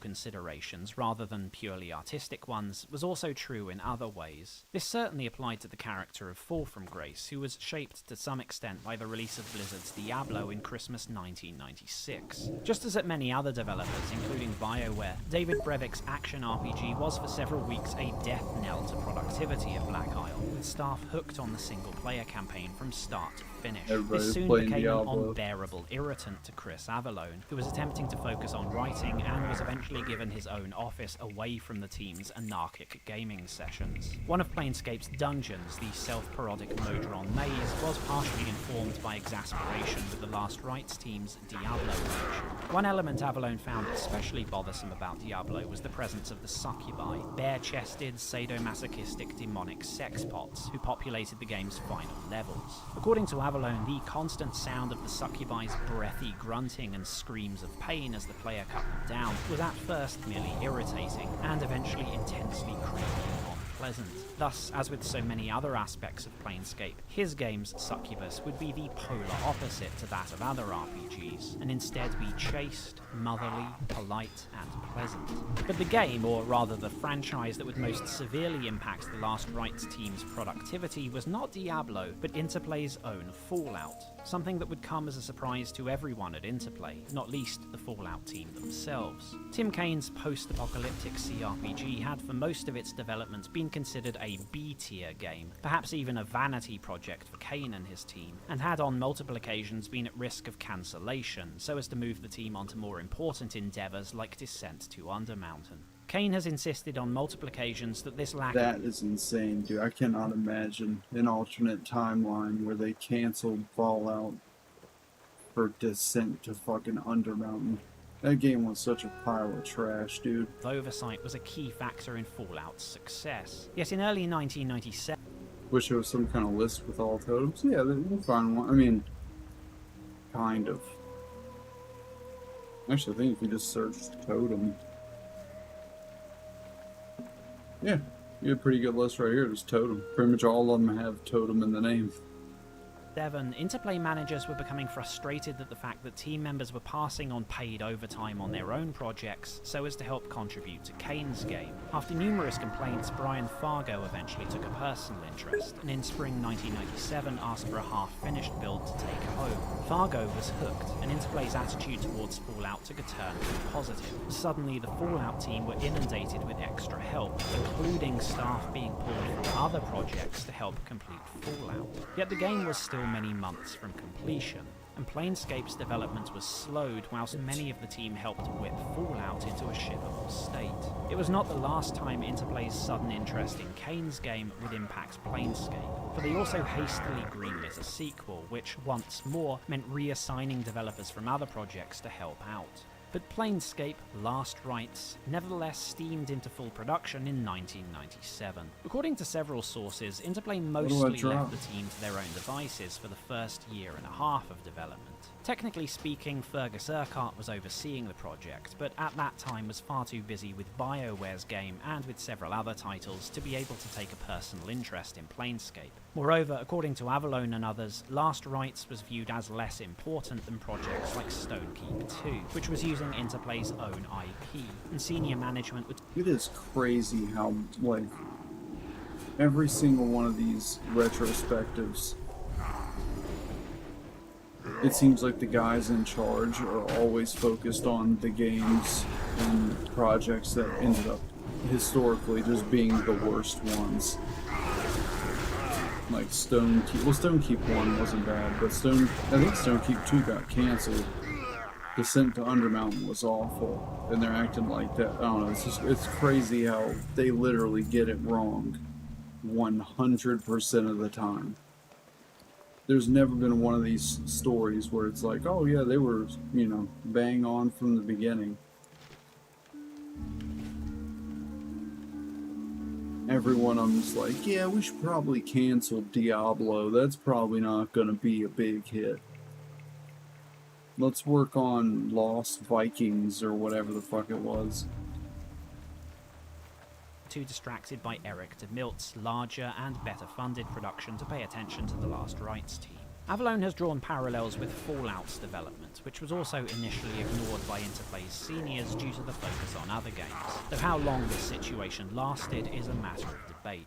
Another factor in Planescape's development was the youth and energy of a team willing to work long hours to realise their dreams. Guido Henkel observed that, with a handful of exceptions, most of the team were young, passionate, and intent on shaking up all the conventions of CRPGs. In some interviews, Henkel has credited Avalon's leading role in Planescape, particularly in writing, but has also tried to emphasise the degree to which Last Rites was a collaborative endeavour, with different members of the team often mixed together in the same room, constantly sharing ideas with one another. Tim Donnelly has also credited much of Planescape's success to the team sharing ideas freely and with little in the way of egotism or territorial disputes, stating that if a team member's idea was subject...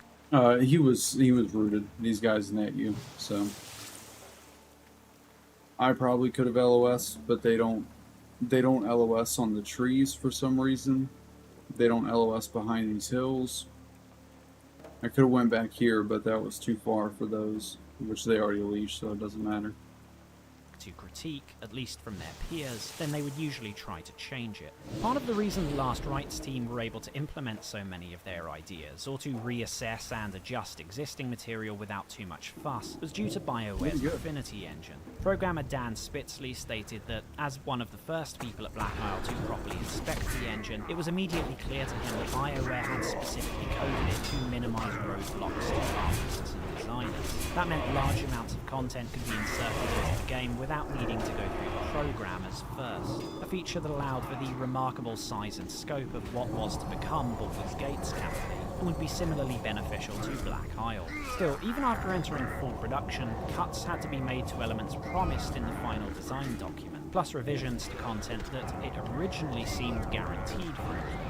The game's title, for example, was dropped after internal discussions. Some sources, including dev diaries, state that this was due to the existence of another game with the same name. But according to Guido Henkel, there was also some concern over the religious connotations of Last Rites. Resurrection and Requiem were also suggested, but again were already trademarked. Frustrated, the team discussed titles that bore no resemblance to real words, and came up with Planescape Mungoth, which was almost immediately scrapped. An alternative title that was almost settled on was Planescape Doomguard, for which several logos were produced, but this was felt to be too similar to a certain popular first-person shooter, and besides had no relevance to the game's narrative. Eventually, Planescape Torment would become the game's final title, though according to Black Isle marketing head Greg Big Tuna Peterson, TSR and Wizards of the Coast initially disliked the name, feeling it had negative connotations for the brand. How much Planescape's license holders intruded on Torment's development is debated, but based on most accounts was minimal. Firstly, the Planescape setting was regarded by TSR as more fluid and adult than the better-known Forgotten Realms. Secondly, Colin McComb was in regular contact with his former colleagues, and as a veteran writer and designer had by that point developed a sixth sense for any content that might conflict with TSR's infamous code of ethics. And thirdly, by the latter half of Torment's development, Wizards of the Coast had revised TSR BSR's code to be far less restrictive, meaning that Black Isle had more freedom than BioWare did on their game. Though there were visits from the license holder, and content was sometimes inspected by Zeb Cook, most accounts claim no or very few changes were suggested. Cook, in fact, has stated in an interview with Shane Stacks that he consciously refrained from making suggestions to the Torment team, speculating that they would not have appreciated his interference and would likely have ignored him anyway. Avalone nevertheless remembers a visiting Monty Cook raising the issue of whether Torment would faithfully represent Sigel's diversity, and that there was some discomfort over aspects of Forefront race, causing some undefined content involving the exploration of her attitude towards sex to be removed from the game. Tim Donnelly, in an interview with the podcast Video Games and the Bible, has also stated that at some point a revision to the game's existing art assets took place, which involved censoring some of the more extreme gore, as well as the removal of anything resembling a cross or crucifix, though who mandated this and why is unknown. According to Donnelly, religious iconography was not the only aspect of Planescape's art direction. I mean, Torment, you're literally going to hell. Different versions of hell. They're worried about gore. It's a 2D game, you know what I mean? That prompted internal discussion at Interplay. Donnelly claims that within Black Isle, some outside the team viewed Planescape's art as, to quote Donnelly, wacky and ugh.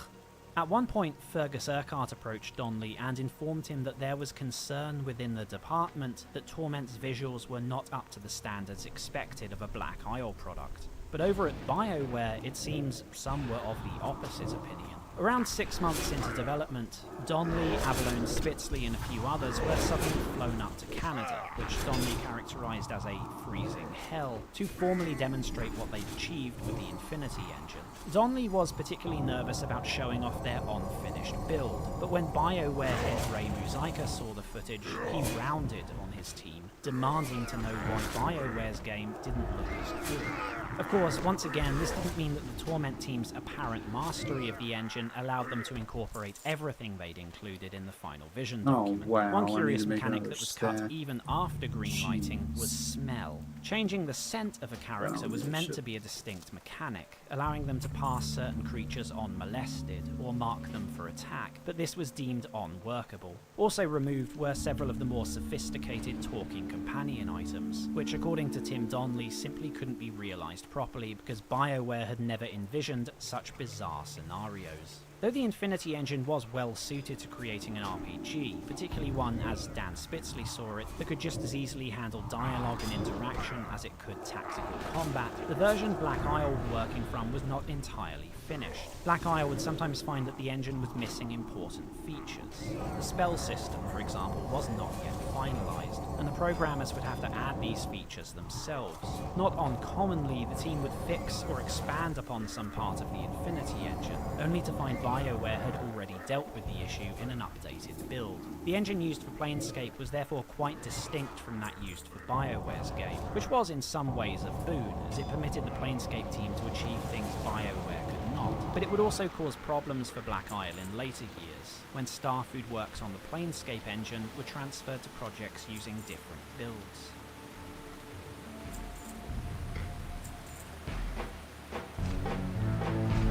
Pretty good XP though.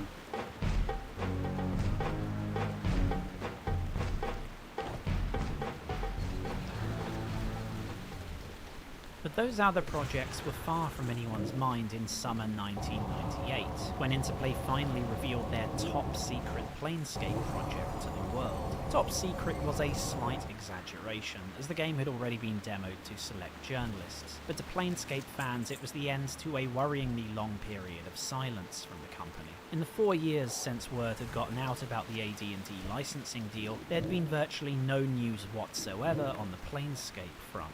A Planescape RTS mentioned by Computer Gaming World in 1994 was never heard from again, and over the next few years, requests for comment from Interplay staff were met with little more than vague assurances that something was being worked on behind the scenes. In March 1995, Stonekeep's Chris Taylor mentioned 2 Planescape projects in development, and a year later GameSpot's Deathlock revealed he was aware of at least one CRPG being made for the setting. This was little comfort to Planescape fans who, at that point in time, had seen little evidence of Interplay's dedication to AD&D role-playing games. And Planescape fans weren't the only role-playing enthusiasts unhappy with how Interplay were using the license. All of the Forgotten Realms games that had actually made it to release, Dragon Dice, Blood and Magic, and eventually Descent to Undermountain, were met with disinterest or outright hostility, either for their general quality or for straying too far from the tabletop game. Unaware of Guido Henkel's views on the matter, one newsgroup poster complained that it seemed Germany was the only country still producing real CRPGs. Chris Taylor defended Interplay, noting that alongside the upcoming GURPS Fallout, Interplay was set to release an AD&D adventure RPG. After yet another wave of recriminations over the word adventure, BioWare's Ray Muzaika jumped in to reassure fans that their upcoming Forgotten Realms title was absolutely not an adventure game, and Interplay were thereafter very careful in their usage of the slur. Yet well into 1997 and even early 1998, what the publisher was doing with the Planescape license remained a mystery. Interplay eventually let slip that a Planescape Infinity Engine RPG was in the works, but further details were not forthcoming, and few journalists bothered to even ask about the topic. Naturally, that changed when Torment was unveiled to the general public, with Interplay inviting the press to take part in a demo screening of the first big project coming out of Black Isle Studios. Technically speaking, Fallout 2 and Baldur's Gate were also Black Isle products, but the former had not been heavily marketed as such, whilst the latter, though deliberately marketed as a Black Isle production, was mostly a BioWare game, and many in the press were aware of this. Planescape Torment had no such baggage. In a PR event, Fergus Urquhart positioned the game as unequivocally a Black Isle title from start to finish, the inheritor of Interplay's proven track record for excellence in role-playing games, at least those Urquhart chose to mention, and the first of a new breed of CRPGs. Initially announced as planned for a spring 1999 release, perhaps the most famous item in Torment's marketing campaign was a montage of stunning pre-rendered clips of the various peoples and places of Sigil and the Outer Planes.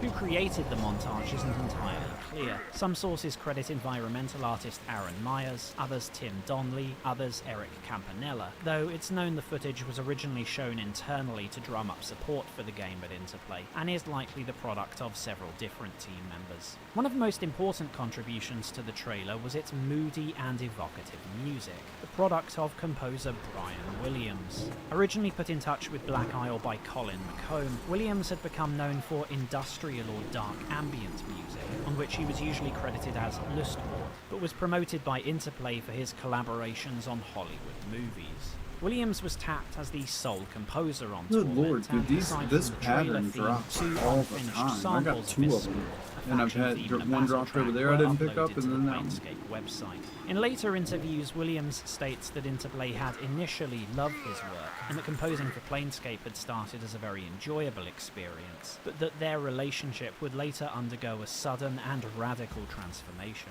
In marketing Torment, Interplay stuck fairly closely to the themes of the original design document, stressing the originality of the Planescape setting, how different Torment would be from traditional CRPGs, and how much That's so freedom funny, the I team was had just to talking about deviate from the AD&D tabletop.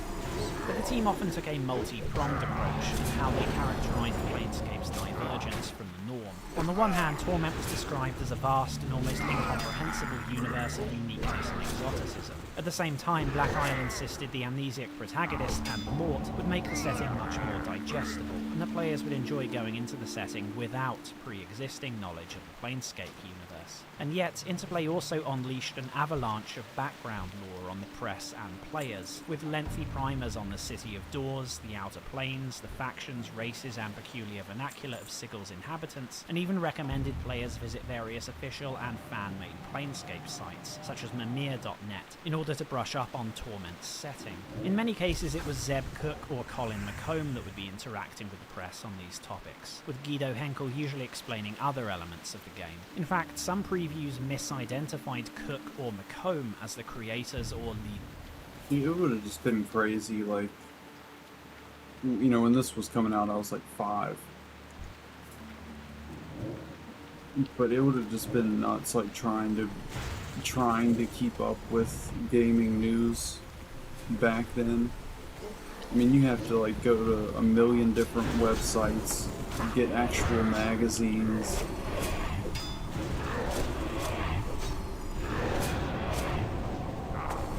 They would show betas and stuff at LAN parties, so you just have to hope that you lived in the same city as the dev team. Or they, you know, maybe they can mail you a beta disc. Designers on Planescape Torment. Cook himself has stated that he had very little input on the game, whilst McComb had often tried to credit Avalon's contributions without prompting. Although as lead designer and lead writer, Avalon did do a number of interviews and answer questions on the Planescape forums, in 1998 he was not an especially well-known figure, having only contributed Yeah, you'd have to get on AOL. Get one, I'm talking about like Web 1.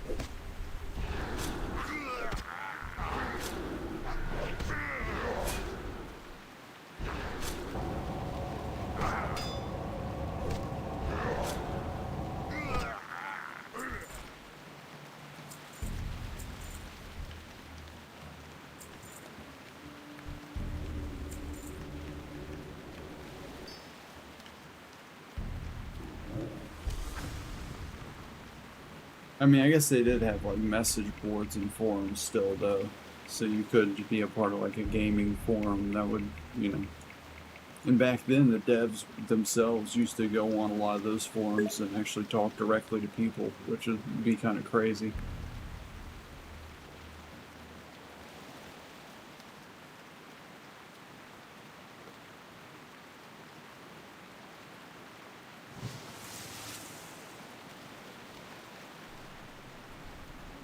Demo discs from magazines, dude, yeah. Good lord, I remember,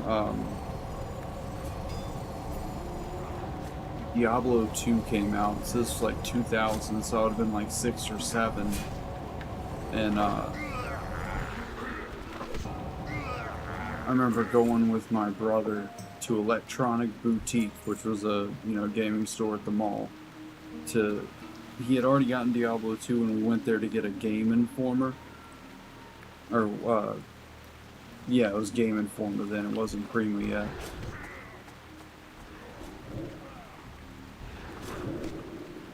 I wish I had some of those guides that we used to get to. They would be like that thick too, they were crazy.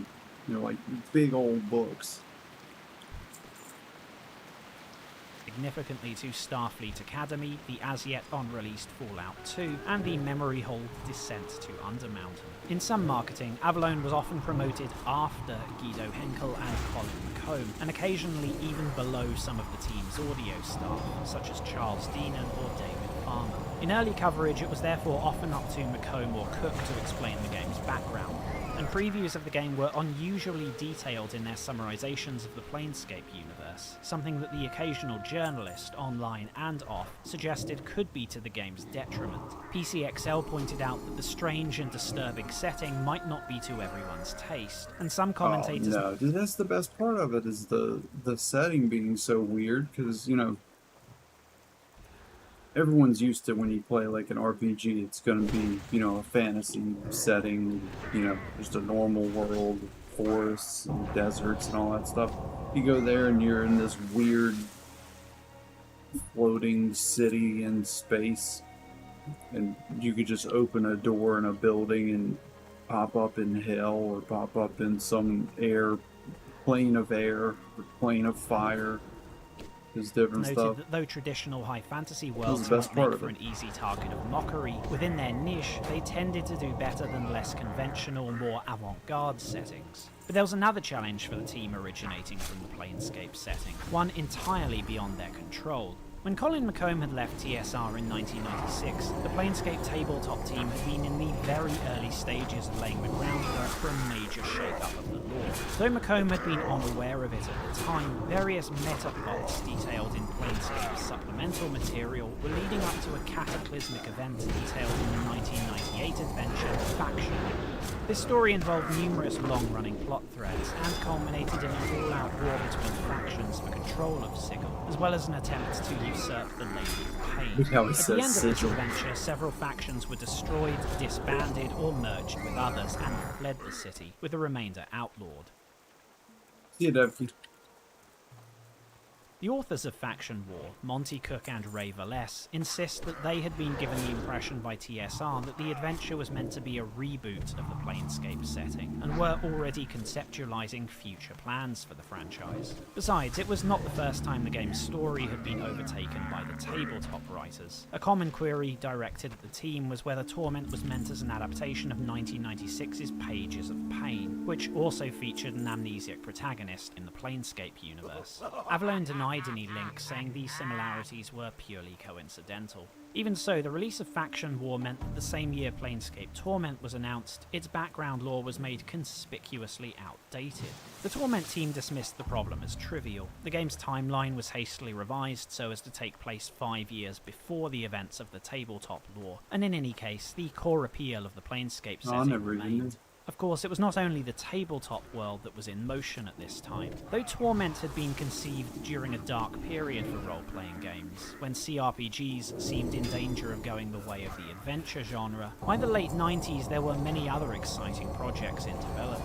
At industry events like Gen Con and E3, Planescape competed for attention with numerous other high-profile RPGs. One was Kenneth Lee's great love, the Final Fantasy series, which was gearing up for its 8th installment, but Western developers were once again invigorated to try their luck.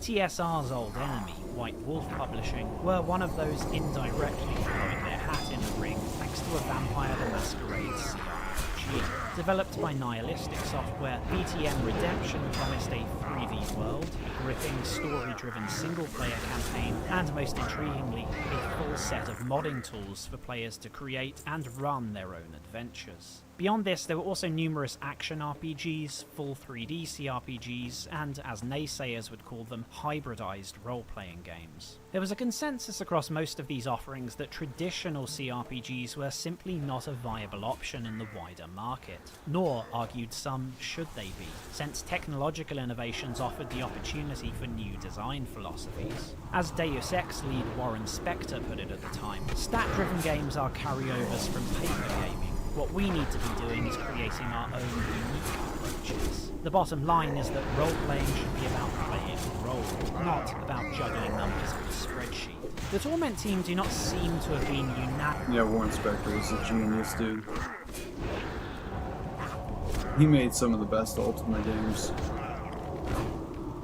Unanimously in fear of any one particular rival, but individual team members did express concern about various competitors. The fully 3D Ultima Ascension, which despite a tarnished brand name was still a force to be reckoned with, was mentioned as one threat. The cutting-edge System Shock 2 was another. That Torment was still relegated to 2 dimensions, and a 640x480 resolution did not go unnoticed, but at the time the Infinity Engine's painterly pre-rendered backgrounds were still considered impressive. An interplay frequently showcased Torment's improved spell effects and larger creature sprites to try and show that it was no budget production. Also cited on the horizon was Tom Hall's JRPG-inspired Anachronox, which pained Chris Avallone for an unexpected reason. Avallone was upset not because he considered Ion Storm's game a direct threat to Torment, but because it released too late for Avallone to crib several ideas that he felt would have worked well in Planescape. And one more title often mentioned in previews of Torment was Dreamforce Dreamforge's 1998 adventure Sanitarium. Avalon was mortified to learn of this other game sharing Torment's amnesiac lead, and was concerned that the press would accuse Torment of copycatting. This scenario didn't quite materialise, though the comparison was made by a few journalists, with one describing Torment as Baldur's Gate crossed with Dreamforge's game.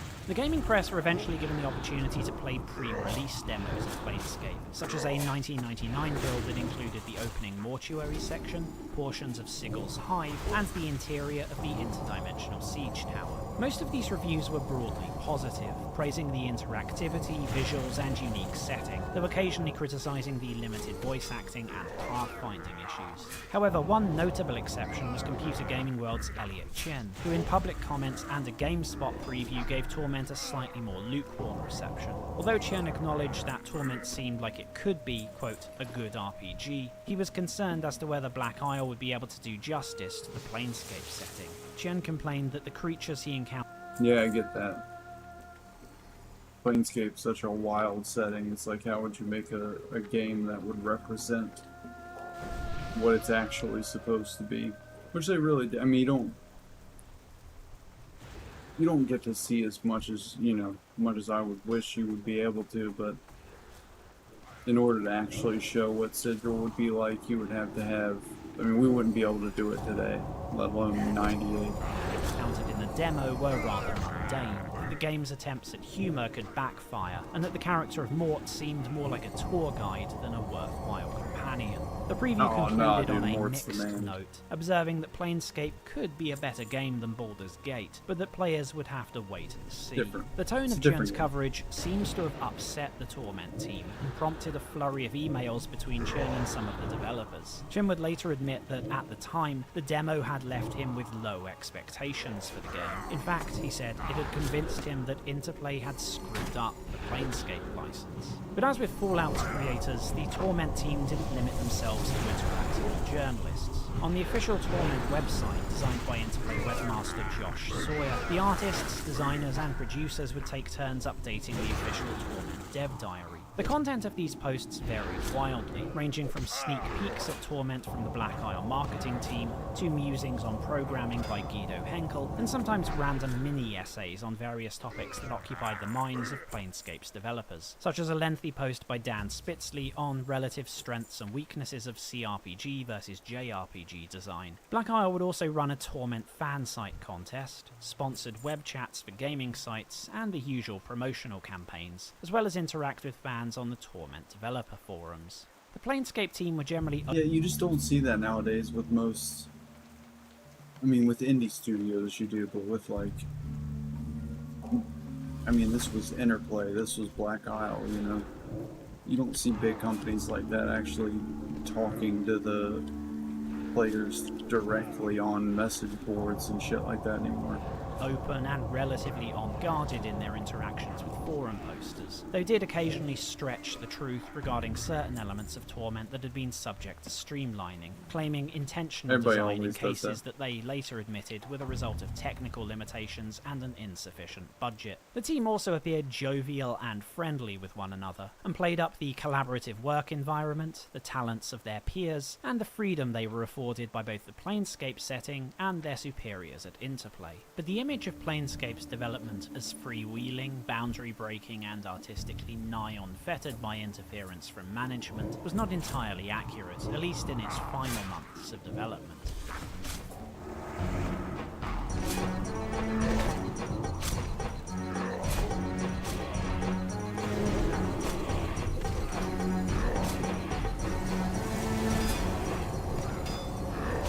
But my involvement at that point was not huge for a while because, Fallout was going on, and then Fallout 2 and Baldur's Gate and all this other kind of stuff. Back in mid-1998, Interplay, which had not turned an annual profit in years, was finally ready to go public on the stock exchange, and according to Guido Henkel, the move marked a significant change in how the company treated the Planescape project. Henkel claims that from then onwards, he was put under substantial pressure and near constant interference from Interplay, and found himself simultaneously criticised from above due to the game repeatedly falling behind schedule, whilst resented by those below him for having to implement unpopular changes demanded by upper management. Well, yeah, I mean, because if you're not been losing money year after year after year, you're gonna have to crack the whip a little bit. But 1998 was also the year Black Isle was shaken by the departure of three key figures: Fallout creators Tim Kaine, Leonard Boyarsky, and Jason Anderson. The I went to go make Troika. Troika were frustrated by disputes with Interplay over both the original Fallout and its sequel, and quit Black Isle to form their own development studio. This, once again, eventually caused staff to be pulled from other projects, including Torment. In some cases, these disruptions were temporary, but in other cases resulted in employees being forced to pull double duty on both Planescape and Fallout 2 until the latter's release in December 98. For Avalon, the experience was not entirely negative, as he cites the experience he gained working on Fallout 2 as helpful to how Planescape tackled reactivity, but admits the workload was exhausting. On top of the extra work on other projects, the Torment team had more than enough unfinished work on their own game. Unofficially, Last Rites went through several projected release dates, but by the time of Torment's formal announcement, it was scheduled for release in spring 1999. That target would slip several times. First to summer, a target Colin McComb insisted that, short of apocalyptic disaster, it couldn't possibly miss, and then to fall. Chris Avellone has admitted that Torment had been a risky project for Interplay. As Brian Fargo would put it in another interview, there was always a balance in running a studio between being commercial, being creative, and having your creative people be happy and having them do things that are interesting to them. I was willing to take creative risks from time to time in order to allow those things to happen. Planescape Torment was clearly one of those. Planescape had been a risk when it originally entered development, and by 1999 it was both risky and, as Avalone can... Yeah, I guess it's, I got hindsight right now. That's why to me it seems so obvious that it's such a cool setting that people would definitely be into it. Because it's like, I mean, it's really different than everything that's out there. That's why it's such a shame that they never made anything else video game wise that was in that setting. What am I going to harvest this for? I can't even fit it in my inventory right now. Proceeded very late, with important work still not complete. Moreover, it was starting to impact the scheduling of other Black Isle projects. In 1999, Interplay announced a second internal Infinity Engine game, the party-driven AD&D dungeon crawler Icewind Dale. It was assumed that developing Icewind Dale would be a relatively speedy and low-risk affair, with production to commence in summer of 99, and shunted out the door by either Christmas or early 2000. Yet, when August rolled around, the majority of its intended team were still stuck working on Planescape, and the Forgotten Realms game would be critically understaffed for the next 6 months. Thus, just as Fallout 2's troubles had affected Planescape, so would Planescape's problems impact other games. Somewhat like the original Fallout before it, Planescape had begun with limited oversight from Interplay, but in the months approaching release, the company took a renewed interest in why the game was progressing as it was, and how it was being run. Guido Henkel has reiterated several times that as the conduit between Black Isle's management and Torment's creatives, he was forced to make difficult decisions in defiance of both sides. This situation, he claims, led to him being privately labelled as the villain of Planescape's development by rank-and-file team members, who were unaware of the influence of those. Please don't tell me that I have like 3 out of 4 on every one of them. No way. You're kidding. Safe travels.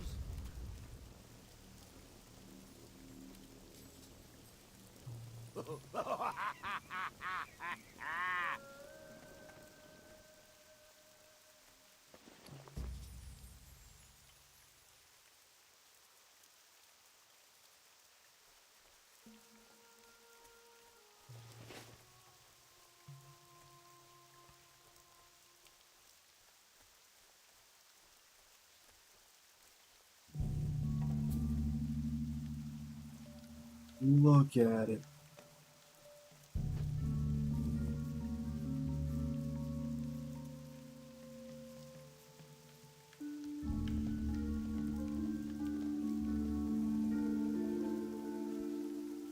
I'm literally just missing 1 page from each chapter. What the fuck? rose above Henkel. The final year of Planescape's development was thus a grueling one for Avalon, Henkel, and Team Torment. Overworked, attention divided between multiple projects, and subject to increased interference from Interplay. It was around mid-1999, with BioWare's Baldur's Gate well out the door, that Fergus Urquhart was able to devote more of his attention to Planescape's development. Playing through an unfinished build, Urquhart was unhappy with certain aspects of the game, in particular the combat and sluggish leveling. In a later interview with Matt Barton, Urquhart described the game's combat as, quote, really not good when he came onto the project, and took a personal interest in trying to salvage what he felt was a serious deficiency in its design. Avalon would also later admit that he and the team had been too invested in the game's writing and interactivity, and simply not paid enough attention to working out the combat mechanics. At this late stage of development, Black Isle also paid more attention to focus testing of the game, which sometimes threw up unexpected issues. In a particularly notorious instance mentioned by Henkel and Avalon, over half of the focus group either missed the character of Mort entirely or couldn't figure out how to click on him, and spent their entire allotted playtime roaming around the mortuary before growing.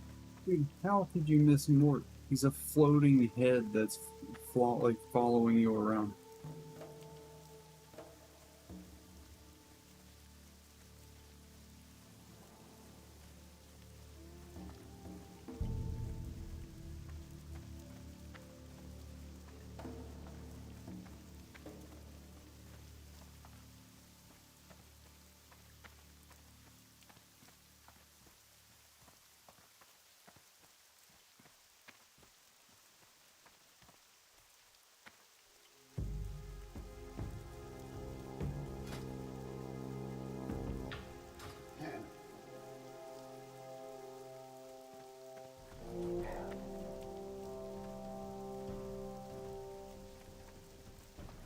Britta. Oh shit. Loktar.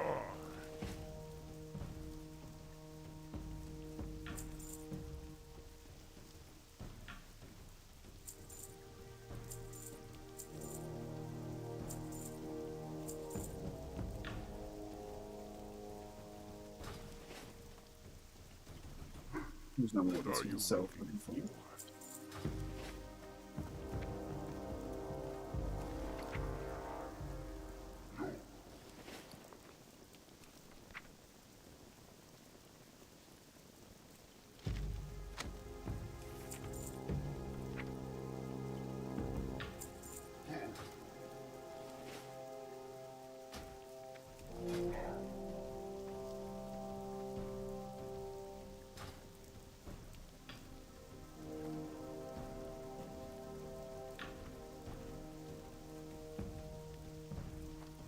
How you doing, man?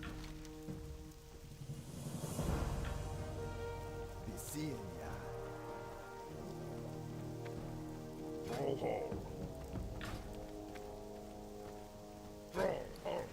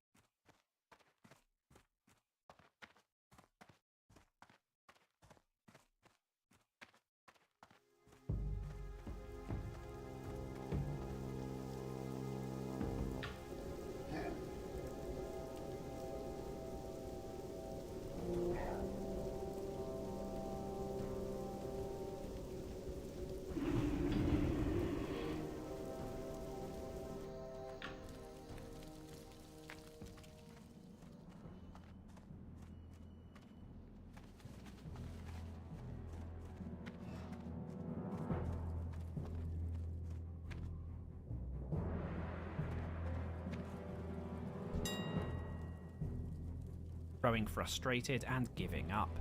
Subjecting Torment to different perspectives also highlighted how the game's writing and premise were not always taken as they were originally intended. Some focus testers believed that Mort, with his brash and outgoing personality, seemed more suited to the role of protagonist than the seemingly morose Nameless one. The results of these trials prompted changes to the game, including modifications to the interface, graphics, and dialogue. These last months of crunch on Planescape would also see a final round of cuts made to content that was partially implemented, but not in a state that seemed likely to be fixed before the release date. Among the casualties of Torment's final stretch were a number of NPCs, various weapons and items, and a few side quests. In one case, an entire area, the brothel basement, was removed, but later reinserted minus the unfinished content.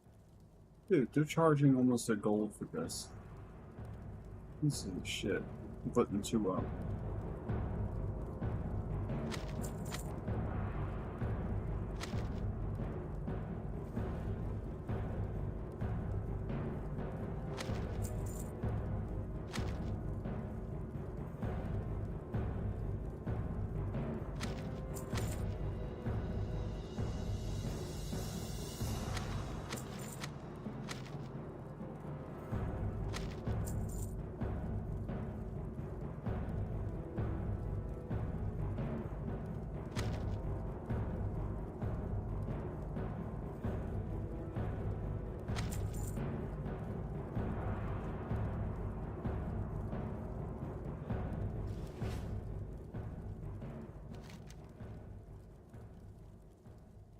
Six, 24, 26.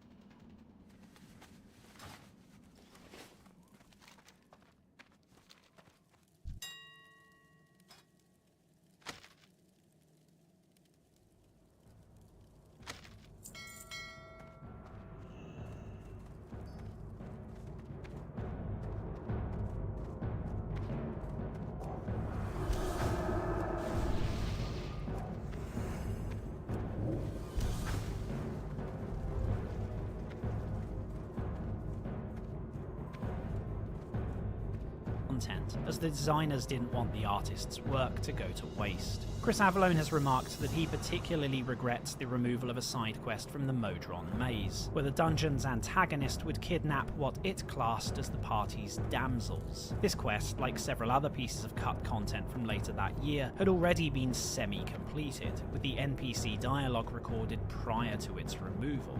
This is quite exciting. I've never been kidnapped before. The Planescape team have, in public, generally resorted to dark humour or adopted a stoic attitude to their experiences during Torment's most difficult period of development. Tim Donnelly has described the team as living on a diet of 2 litres of Mountain Dew a day, whilst Colin McComb has often joked about his time spent sleeping on the floor of the team office, which resulted in staff unwittingly using McComb's head as an impromptu doorstop. Most of the team have also denied having engaged in any genuinely serious arguments with each other. Avallone has admitted that the game's word count did result in an uncomfortable talk with Brian Fargo, who wanted to impress upon Avallone the ballooning localization costs. Torment's wordiness may have been played up for its marketing, but internally was a severe headache for Interplay, and almost resulted in the complete removal of all non-scripted inter-party banter. In a 2012 interview with Bertie Purchase of Eurogamer, Colin McComb only recalls a single major dispute, apparently over the game's interface design, which led to a loud argument between Avalone, Macomb, and Henkel outside Interplay headquarters. However, in more recent years, Avalone and Henkel at least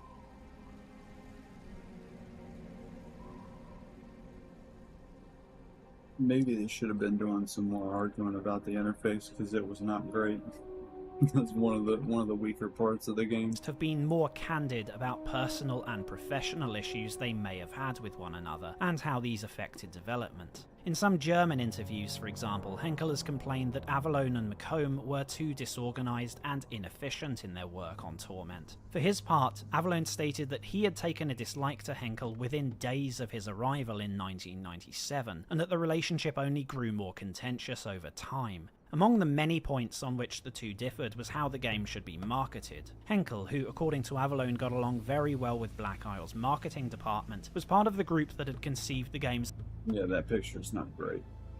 unusual box art, which was to depict the Nameless One and the city of Sigil. By Henkel's account, the group hit a major snag when the model playing the game's protagonist abruptly cancelled to take a better paid job. Henkel claims that due to Black Isle having booked a Hollywood special effects artist, they were unable to simply reschedule, and thus an unknown person identified Henkel himself as a possible replacement. Henkel claims he was uncomfortable with this as he disliked being made the face of the game, but acceded due to the lack of timely alternatives. Dude. Are you serious? Did you see the last guy?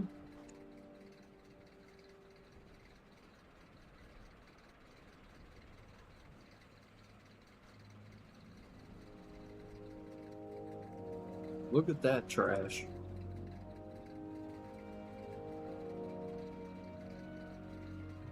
Job. Henkel claims that due to Black Isle having booked a Hollywood special effects artist, they were unable to simply reschedule, and thus an unknown person identified Henkel himself as a possible replacement. Henkel claims he was uncomfortable with this as he disliked being made the face of the game, but acceded due to the lack of timely alternative. Dude, look at that. How much better is that? A million times better. Avalone, however, has said that this was a move Henkel himself had, in Avalone's words, orchestrated without telling anyone. Regardless of the truth in this matter, both direct and implied statements by Avalone and Henkel indicate that their relationship was an extremely poor one. So what was it like working with Chris Avalone? You should probably ask, how was it like working with the entire team? Because the fascinating thing... According to Avalone, this would eventually reach the point that he could no longer deal with Henkel, and decided to leave the Torment team to go work for Westwood Studios. Although by the late 90s already best known for the Command & Conquer series, Westwood had been involved in developing or publishing plenty of fantasy and role-playing games, from the classic Eye of the Beholder series in 1993 to various other AD&D properties. By 1998, Westwood had multiple fantasy games under their belt, and also briefly worked with wizardry designer D.W. Bradley, who was looking for a new publisher for his pet project, at that time known as Swords and Sorcery. Avalone states that he applied, interviewed, and was accepted to Westwood, and was fully intent on leaving Black Isle and Team Torment. Avalone was eventually persuaded to stay, the main reason for this, according to Avalone, being intervention by Stonekeep 2 artist Chad Moore. In the end, it was Henkel, not Avalone, who would abruptly quit the project in July 1999, allegedly due to disputes with Black Isle's management. Henkel went on to work as a producer on BioWare's Neverwinter Nights, before temporarily retiring from the industry. Henkel has stated that it was his experience on Planescape that led to his lengthy absence from the world of CRPGs. Not only due to the unpleasantness of his job as producer, but also because he felt game development had strayed too far from its roots, with creators compartmentalized into specific roles rather than able to exert creative influence on the product as a whole. With Henkel gone, Kenneth Lee was promoted to lead producer and shepherded the Torment team from summer 99 onwards. But Henkel was not the last surprise departure from the team. Barely a month out from its intended release date of December 1999, Planescape shed its composer. Brian Williams left Torment and was replaced by Fallout composer Mark Morgan, who was apparently given approximately 2 to 3 weeks to complete a new soundtrack for the game. Black Isle were cagey about the reasons for this, but implied creative differences were at play. Audio director Charles Deenan, for example, publicly stated that he did not want to go into specifics for legal reasons, but that Williams' work was unsuited to the game, calling it repetitive. Colin McComb, who had originally introduced Williams to the team, was clearly unhappy, stating that he should probably just stay quiet on the issue. In later years, McComb averred that he had opposed dropping Williams, but that the decision had been made above his head. Williams was for many years unwilling to discuss the event in depth, saying only that it was not a pleasant experience for him and citing the loss of the game's original producer, presumably Guido Henkel, as the turning point in his relationship with Interplay. Henkel would later imply that internal politics at Interplay were the reason for the sudden change. In 2001, Williams also mentioned corporate politics as a factor, and Interplay's sudden demand for a, quote, John Williams direction. The composer gave more details in the 2021 interview, stating that after several months of work, he had been close to finishing the soundtrack, and then, within the space of a week, Interplay, quote, fucked me over. Dude, it's 800 XP a piece. So not worth it. Safe travels. Hi. See you soon.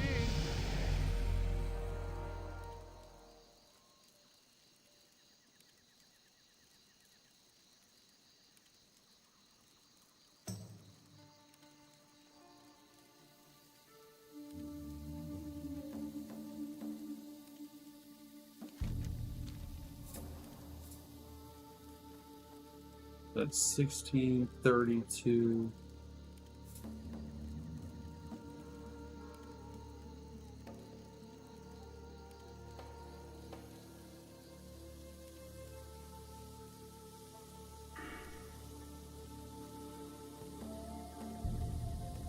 It's like 8,000 XP for that.